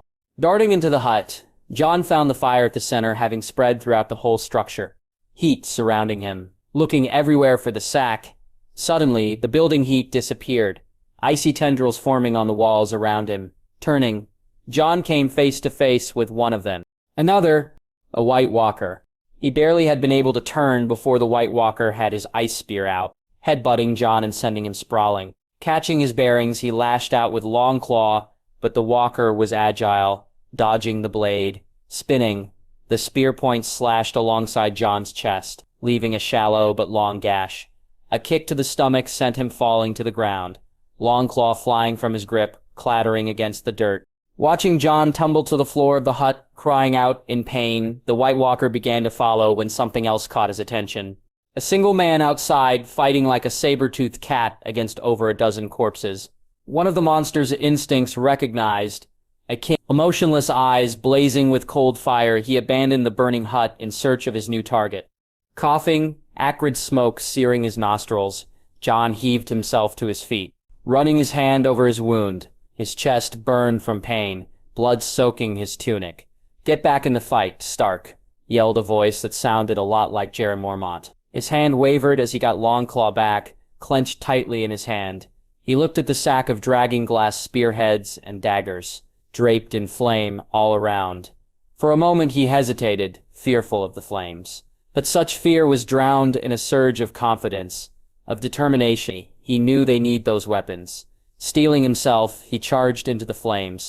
Sword crushing against the skull of a wight, rotting flesh disintegrating upon contact, Stannis blocked the crazed axe blow of a skeleton before decapitating its ribcage. He panted, sucking in the cold air which sobered his lungs. Suddenly, the temperature plummeted, a pulsing malevolence surrounding him. Turning, the king found himself face to face with an inhuman monster, ice-blue eyes, boring in on him. Reacting, he plunged his sword into the monster's open abdomen, only for the blade to shatter upon contact, as if the steel were mere glass. The monster looked at its stomach, then backhanded Stannis at least 10 feet. The king slammed into the wall of a hut. The wind knocked out of him as he coughed and struggled to rise. He felt a stabbing ache, looking down and gritting his teeth as he pulled a shard of wood out of his thigh. 7 hells. Blood oozed onto his trousers, but not quickly. The wound was not the pressing threat. Walking over to him, the White Walker readied his ice spear to swipe it downward and end the king's life. How ironic, Stannis couldn't help but think, pain burning through him. Killed by a dead man. The cold ice blurred as it swung downward. Clang. 3 pairs of surprised eyes gazed at the mid of ice to steel. Out of nowhere, Jon had dove, Longclaw ready for a last-ditched parry, only for the Valyrian steel to stand true against the enchanted ice. White Walker shocked more than either man. Jon took advantage by leaping to his feet. He batted aside the spear before plunging Longclaw into its stomach, achieving what Stannis hoped to do as the monster shattered into flecks of ice. Blinking, Stannis soon found a hand outstretched. "Get up, my king," Jon stated, hauling Stannis to his feet. Stannis brushed snow off his breastplate, already feeling the pain from his leg. "Thank you, Lord Stark." Praise was rare from the Stacks King, but given when earned, I am in your debt. Jon shrugged. "Just don't die." He tossed Stannis a dragonglass short sword, hand covered with grime and soot, but otherwise unharmed. Had the situation been less dire, Jon would have disbelieved his own good luck. He figured his glove had spared himself from the fire.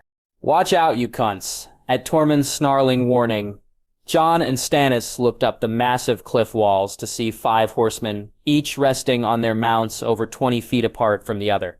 In the center was one different than the others. While all walkers he had seen were long-bearded like wildlings, this one's face was bare, a crown of ice on his head.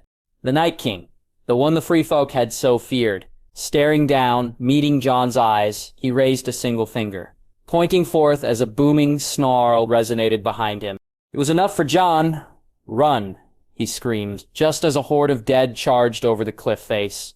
The dead had no tactics, no complex maneuvers or valiant feats of courage, only a mindless instinct to kill, at the behest of their king, their master. As the horde fell atop the floor of the valley and the other finally bringing down the wall of logs and staves, they surged forward in a swarm akin to ants charging from a disturbed anthill, killing all that stood in their way.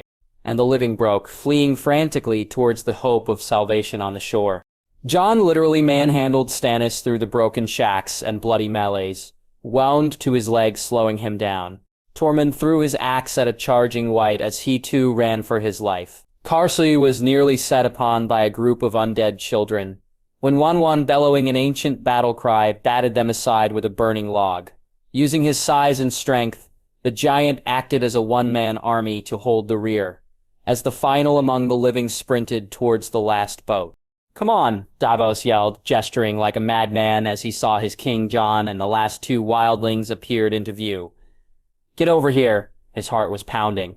"Protect your king," he yelled at the pair of archers and single crossbowmen on the boat, preparing to take up oars. Arrows and bolts shot out, felling errant wights that got too close to the group with expert accuracy. "Come on." Legs pumping, lungs on fire, Jon summoned what strength he had and literally tossed Stannis onto the boat. Leaping in not long after, he grunted as he hit the rough wooden hull. Grunts turned to cries of pain as 2 figures landed on top of him, jabbing into his ribs and legs. "You make for the softest of pillows, Crow." Leave it to Tormund to wisecrack at a time like this. Jon pushed himself to his feet. They watched as the horde peeled off at the shore, biting and hacking and stabbing at whatever living remained in the massive settlement. Davos screamed at the soldiers, all of whom were frantically slapping their oars in the freezing water. Several wights charged at them, but either splashed to their demise in the ocean or were batted aside into kindling by one who just waded into the water as if nothing bothered him. "Give me wine." Stannis pulled himself to sit on the planks. Davos turned to his king. "Are you all right, your grace?" Stannis was in no mood. "I said give me the fucking wine." A wineskin was thrust into his hand, to which he downed it like a man trekking through the desert for a week. Dulling the now throbbing ache in his leg, even Tormund laid on his back in the skiff, breathing hard, clutching his bloodied hand. "Your Grace," Jon remarked, gazing at the shoreline, rising to his feet. "Not now, Lord Stark." Stannis was tired, just so tired. The rightful Lord of Winterfell didn't back down. "I think you should see this." About to tell Jon off again, Stannis noticed that all but him had their eyes to the shore. Rising, his eyes widened as well. There was the Night King, raising his arms, limbs outstretched in a sort of taunt.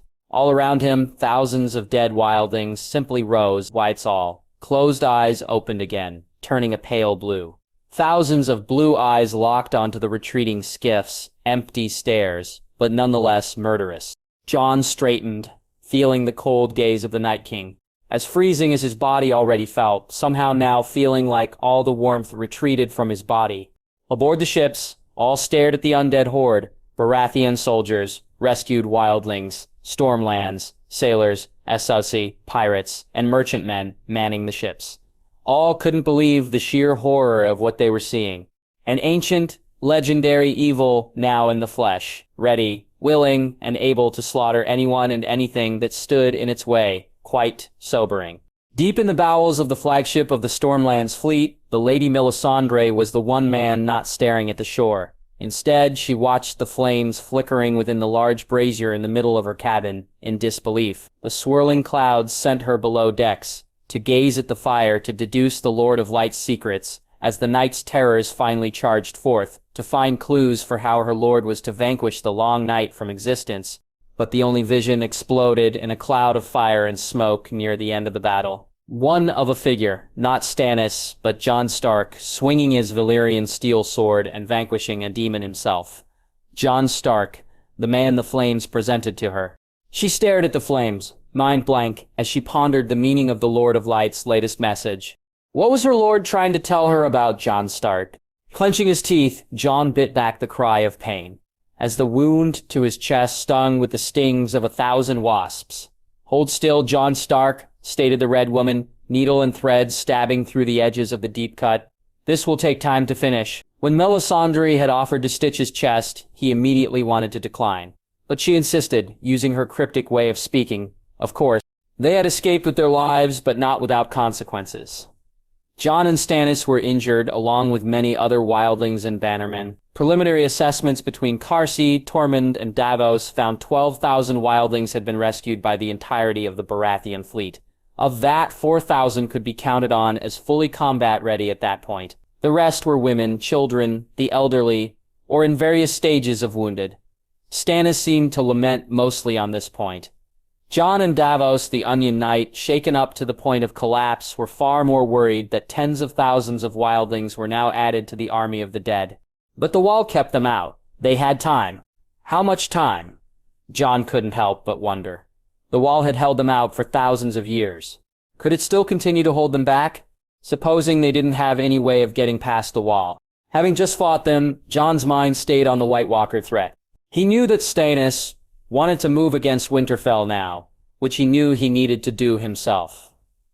For Sansa, that was what mattered right now. Saving his sister and bringing justice for his family. He was the Lord of Winterfell, it was his duty. But you are no ordinary lord. You are a former brother of the Watch. A lord that had seen the threat for himself. A lord that had actually seen the words of House Stark made manifest. Winter is coming. The White Walkers had single-handedly wiped out the majority of a wildling settlement. Had Stannis' ships not been there, most likely the entire population of wildlings would have been destroyed. Entire clans wiped out. More souls added to the army of the dead. The events of the battle had him praying. They still had time. The Seven Kingdoms aren't ready to fight the Night King. Nowhere near ready. He could count only 2 major houses having seen the threat. And of them, House Baratheon was the only one with pledged bannermen at the moment. Most of the country wasn't willing to come together to fight a common enemy. The North might come together, but never under the Boltons. They needed time. Time. Any time is a gift.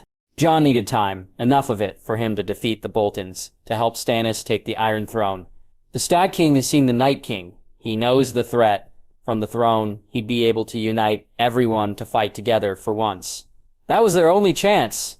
Humanity's only chance. Unlike Jon, Stannis had refused any treatment for his leg other than merely tying the wound closed. And for some reason that Jon couldn't decipher, the Red Woman seemed more concerned for him than for the king. Providence shines upon you, Jon Stark. Yeah, that's why I got slashed by a White Walker, he remarked snidely, sweat beading on his forehead from the pain. You faced the other, and lived. You faced the flames and lived. You faced the darkness and terrors of the night, and you lived. She took a wet cloth and applied it to the gash. It was soothing. The Lord of Light has a purpose for you indeed. Jon rolled his eyes. I thought his grace was the one favored by the Lord of Light. His statement was cut off as Melisandre placed a type of poultice on his wound, one that burned with the fury of 1,000 fires. Melisandre sliced off the needle, her stitching done. Calm down. This will prevent the pox. She reached for a skin of wine, thrusting it to Jon. The Lord of Winterfell guzzled it down, welcoming the acidic warmth that spread through his gullet. The Lord sends me glimpses that now feature you quite prominently, Jon Stark. I do not know what part you play, but you will play a part in the coming night. And Stannis? The wine helped dull the sting as Melisandre began to wrap the bandage around his torso. He kept drinking, typically he didn't care for the taste. Yet now the sour flavor was pleasant to him. Stannis is the prince that was promised. Simple, definitive, but for the first time since meeting the Lord of Dragonstone, Melisandre was less than 100% convinced of her assessment. This man, Jon Stark, the one she had seen in the flames. She knew when she saw him that he would have a role to play. Not sure what sort of role, though. Now, it seemed that role was larger than she originally imagined he'd have. However, when she had first seen him, she had immediately understood his importance. Somehow, I've heard the wives' tale, Jon said. Prince that was promised, he'll save everyone from certain destruction. It's not just a story, Jon Stark, Melisandre warned. You know it to be true. What'd you mean? He furrowed his brows. You've seen them, the others. You know they have to be stopped. The only one who can save us is Aesir High, the prince that was promised. She smirked. I think that the White Walkers are the greatest threat to mankind. And if your prince is the one to lead us, by all means, Jon said, wincing as he shifted on the chair. Wondering how long his upper body would ache as it did now, lifting a sword would be difficult. He had a feeling that would be a good thing to be able to do in the coming weeks. She cocked her head at him. The night is dark and full of terrors. The Red Woman tightly wrapped Jon's chest in gauze. Don't be disillusioned, Jon Stark. The Lord of Light's will always come to pass. And what does your lord want? Jon asked. Melisandre did not hesitate. Peace. Stannis Baratheon didn't trust words. Words could mean all sorts of things, and people used them to their own benefit. Merely hearing the wildlings say they'd fight for him wasn't really enough. It was mostly the way they'd say it, not like a typical Westerosi pledge. So, since he had saved them, the wildlings really didn't have a choice anyway. They might as well swear it. Stannis and his camp gathered with the wildling elders that had survived on the top deck of the ship. Near the bow, they stood apart from each other, Tormund between them. The wind blew hard. Those with longer hair had trouble keeping it out of the faces. The ocean below them, torrid waves. Jon had tried to help Stannis understand that the wildlings would fight with them no matter what, but the Stanchier wouldn't hear it. They'll swear to fight, or I'll have the lot tossed overboard, Stannis had said. He knew they wouldn't bend the knee that would be preferred, but he understood that it really wasn't possible. That being said, he needed some way of an assurance that they'd actually help him, that they wouldn't refuse to fight or disperse into the woods once they made land. They hadn't even specifically said they'd fight for him yet, just danced around the correct words. He summed it up to them being generally uneducated. Jon noticed that Stannis didn't have much patience for things like this.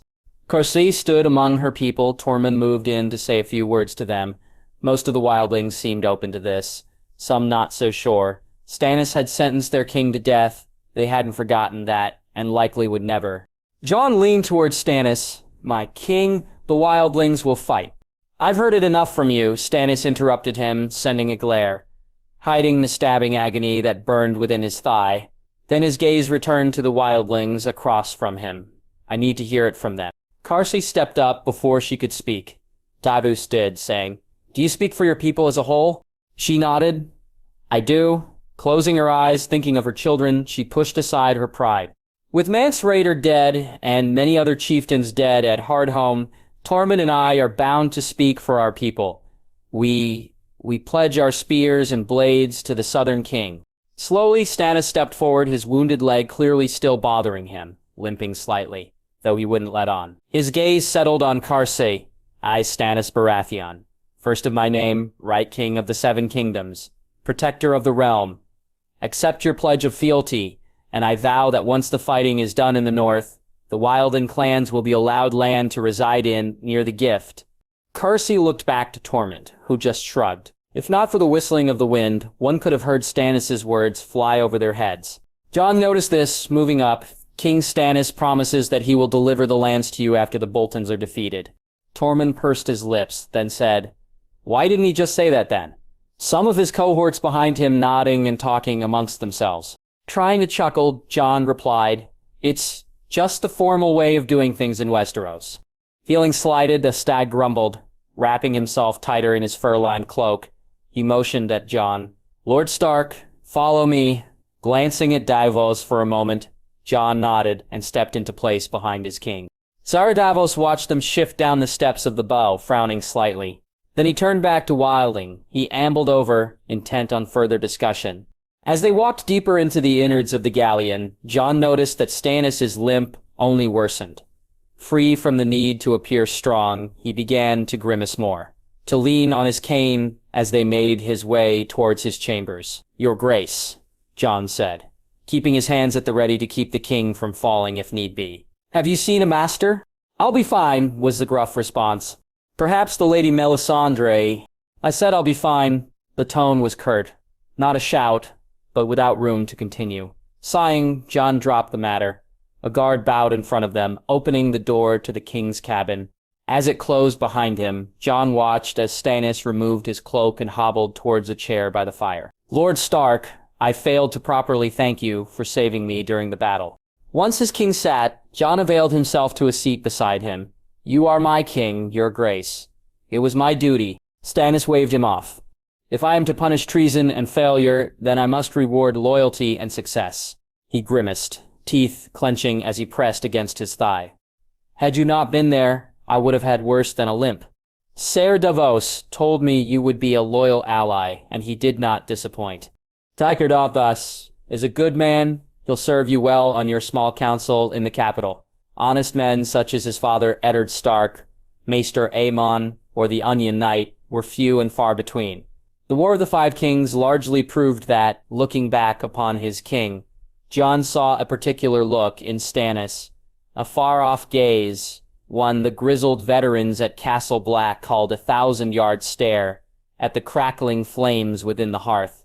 His eyes upon the flames shutting all out, but mind whirring, gears turning within his head upon matters not grounded in current surroundings.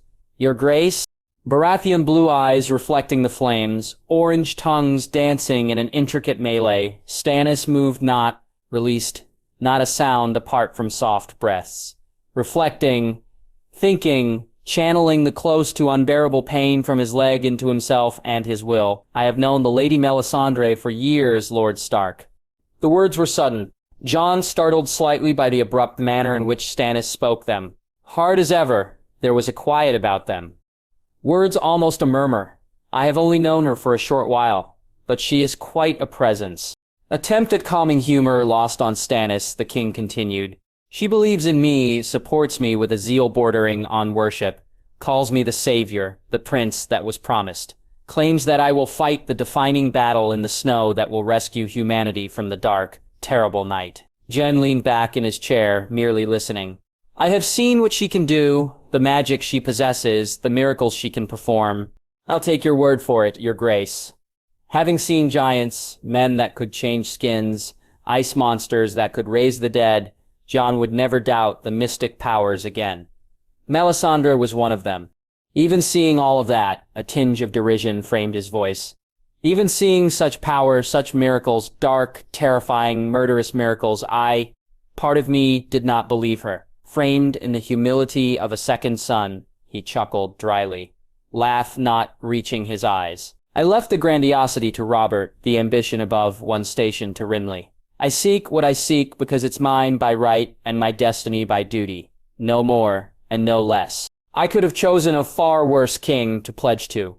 Aside from that mythical monarch who could command both loyalty and adoration, balance love and duty, there would be none more dutiful than Stannis, no one else he could follow with a good conscience.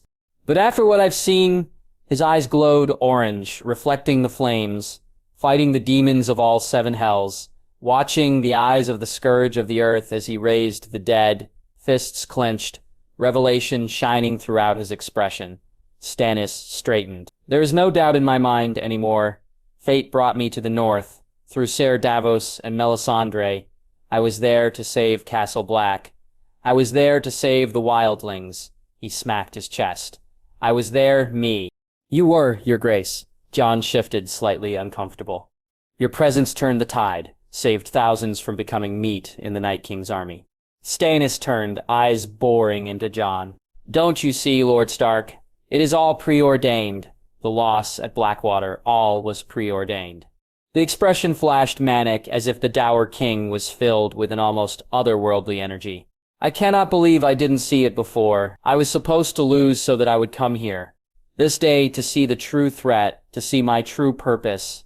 Lord Stark, we are meant for this. My destiny to fight these monsters with you by my side. To end the terrors of the night. To be the prince that was promised, as Melisandre told me. She was right all along. He turned back to the fires, relaxed, expression fading back into a scowl. A flash of mania, returning to normal. You may leave, Lord Stark. I require my rest before we land. Rising, bending over in a shallow bow, the contortion spawned some pain. Unfortunately, his body making sure he remembered he was injured. After that, Jon made his way out of the chambers. The Tower of the Hand had more activity than normal, an unseen dread filling all that dwelled within, unseen but not unknown. The movements of Stannis Baratheon had everyone on edge. Kevin Lannister, the Hand of the King, sat at the head of the table as all the other members of the small council loudly argued about what to do next. Calm down, everyone, the mild-mannered younger brother of the great Tywin said, but his voice was lost in the cacophony. Those loyal to House Baratheon of King's Landing, effectively House Lannister, as anyone truly loyal to House Baratheon was, with Stannis in the north, had every reason to panic at this point. They had recently become aware of the bastard son of Ned Stark rising as a legitimate Stark. They worried some of the northern houses would cling to his side, as the rule of the brutish Boltons was not exactly adored in the north. A rehash of the War of the Five Kings was one no one desired. House Lannister had barely survived the last time Stannis came. Last they had heard Stannis was lingering by the wall but had departed Castle Black. Grand Maester Poxall thought it would be more prudent to treat with Stannis before the size of his army grew any further. The older man remembered the Battle of Blackwater Bay all too well. Our best course of action is to try to communicate with Stannis Baratheon before he grows too strong. Perhaps offer him Storm's End and a position on this council. Stannis and his army are thousands of miles away, Mace Tyrell pointed out. As Lord of the Reach and Warden of the South, he had the least to lose and could afford to gamble, or more accurately, his mother could afford to gamble. It could take months before he even gets close to King's Landing. Who stands in his way? The Boltons? Kevin scoffed. If Stannis gets by them, he can make his way south, gathering more men for his army as he travels. Do you think the Freys stand much a chance against him? Mates, you know your Tyrell army can't beat a combined Stannis Stark host in an open battle, and that doesn't even factor a Tully restoration in the Riverlands. What if we band together? Mace suggested. Surely all of our forces combined could be enough. The council members continued to shout over each other and would have likely continued for hours had the doors to the chambers not swung open. In walked Cersei and Jaime Lannister, along with Qvern, the female half of the Lannister twins, carried herself with her typical arrogance, blonde hair flowing as she halted before the councilors. Each group stared at one another. The small council meeting halted completely. The only sound being the small sounds of the birds chirping outside the walls, room dimly lit by the sunlight breaching the windows. After a long silence, Cavan spoke up. Can we help you? Eye widening at Cersei. We were just wondering what is being done about Stannis Baratheon, Cersei said, clasping her hands. As it happens, Kevin exhaled, crossing his arms. We had just begun to discuss that. What had you discussed? Yaki asked, raising his eyebrows. Specifically, this is a real issue. He'd been humbled upon returning from his captivity, missing a hand, but now he had a steeled anger. I was going to mention the addition of Jon Snow to Stannis' inner circle. Pycelle spoke up. Ned Stark's bastard? Cersei scoffed. What does he have to do with anything? Stannis legitimized him, Kevin said. That's why it matters. He's called Stark now. Yaxley nodded, moving closer. Some of the other northern houses may prefer a son of Ned Stark over the Boltons. He held a chair for Cersei, then took a seat next to her. Frankly, the North only accepted the Boltons out of fatigue from the war. Curryburn also grabbed a seat. What sort of force could Stannis amass? We don't know, Kevin shook his head. He has his elite corps of bannermen. Some other small northern houses have already clung aside. Where is he now? Cersei asked, mind hearkening back to cowering in the Red Keep as Stannis attacked. Sitting on the throne, her baby boy clutched her arms, waiting to knock back a couple flasks of poison. That outcome far more welcoming than appearing before Stannis as he broke down the walls of the throne room, the brother of the man she had cuckolded with her own brother. Those fears bubbled back up in her, Cersei hoping it didn't show on her face. Under the table, her hand went to Yaime's thigh, holding on for support. Her twin looked at her with a worried gaze. He might have leaned over to comfort her if they hadn't been in a public place. He wanted to pull her to him and kiss her forehead. Nevertheless, his hand slithered down to hers. Knowing that his beloved sister was in a fragile mental state, having their only daughter die in his hands, a sight he hoped would leave the forefront of his mind. Sometimes, if he just closed his eyes, he could see her, as the light left her eyes. Even though he'd excessively washed his palms, he still felt like the blood stuck to him. Double-checking everything he touched for any trace of crimson. Truly, he felt ashamed. He went to Dorne to save his daughter. He returned with her, just not in the way he expected. Instead of in his arms, she was in a box. Last we heard, lingering up north, he did leave Castle Black, Kevin replied, grimacing slightly. We don't know where he's going. How could you not know? Cersei raised her voice impatiently. Our spies have trouble traveling up north, Kevin sighed. Perhaps we need better spies, Corbyn pointed out. I could provide these spies. Cersei slapped her hand down on the table. Yes, you should. Wait a minute, Your Grace, Pycelle stammered, leaning forward. I would be very hesitant to trust this man. He would— I don't care, Cersei snapped. Corbyn, you will take care of this. I think we should ask the king first, Kevin said. You are hand of the king, said Jaime. You can sanction this. It is sanctioned, Cersei replied. We need a new master of whispers. Corbyn, I appoint you. Coburn bowed. Thank you, Your Grace. Now wait a minute. I am the Queen Mother. My son will agree with me. Cersei defended herself, like the caged lion she was. None considered even trying to tame her. Not even Jaime, having lost yet another child. Cersei seems more and more unhinged. She grieved for Myrcella for weeks. Now grief had become anger. The Queen Mother, violently protective of her last lion cub. Where is the king? Mace asked. He is very busy. He should be here. The meeting continued. Everyone continued to argue, making no ground in any direction. No one in King's Landing ready for anything coming south, whether it be Stannis Baratheon or the terrors beyond the wall. Ready, my lord? Fitting his boiled leather cuirass snug against his chest, Jon only felt a slight twinge of pain from his wound. Bandages still wrapped around it, but whatever the Lady Melisandre had put on it was working. Just about, Devon. Fetch me my sword. Behind him, Devon Seaworth bowed, scrambling quickly to grab Longclaw from the table at the far of the room. Jon couldn't help but chuckle softly. When Ser Devos mentioned that he, as a lord, needed a squire, the hand of the king's young 4 and 10 son seemed like a logical choice. A northern boy would be better.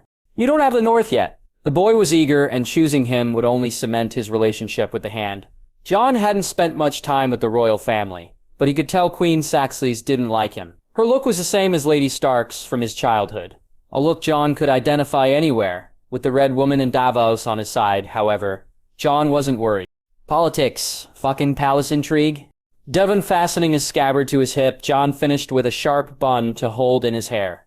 Stark direwolf emblazoned on the cuirass, actual direwolf, trotting up next to him. He looked the epitome of a northern lord of old. "Let's go!" "Lord Stark," Davos nodded, as Jon took to his mount beside him. "Ghost." The direwolf barked once, having taken kindly to the former smuggler. Ghost was an excellent judge of character, having hated James Saxleent and Carl Tanner. "Sir Seaworth," he greeted his son with a teasing lilt. "Ready?" Jon asked. "Just about." "Make way for the king!" All bowed atop their mounts as Stannis hobbled by, head up high and determination on his face. If his wound bothered him, he didn't show it. Plate and mail armor emblazoned with the burning stag of House Baratheon. He truly looked every inch a king as he mounted his steed. "Is my family ready, Ser Davos?" "They are, your grace." Jon frowned. "Wouldn't they be better off remaining at Castle Black?" "My family stays with me, Lord Stark. They are my luck, as is the Lady Melisandre." He looked back at the line of mounted knights, foot soldiers, and wildlings behind. "We dine in Winterfell, boys. Ours is the fury." "Haw-hoo, haw-hoo," hooted the Baratheons. Beside Jon, Ghost tossed his head back, letting out a piercing howl into the din, echoing out across the land. Silent for a moment, the howl sent the Baratheon army into an even more frenzied cheer, joined even by the wildlings. Ho, ho, ho, ho, ho, ho. On the march yet again, except this time they headed in a much different direction. South, this time with 4,000 more men, wildling warriors, capable of fighting with a level of ferociousness unheard of in the Seven Kingdoms. Gazing up at the sky, watching the gray clouds swirl in a churning fury, Jon closed his eyes, imagining his family, those alive, those dead, and those of whom he had no idea. "I will avenge you," Jon murmured. His father, Robb. "I will save you," Sansa. "I will reclaim our home," Arya. Bran. Rickon. Benjen. Drawing Longclaw, Jon shouted his own battle cry. "Winter comes for House Bolton." The army erupted in Baratheon fury, wildling rage, and a giant bellow. "Winter comes for House Bolton.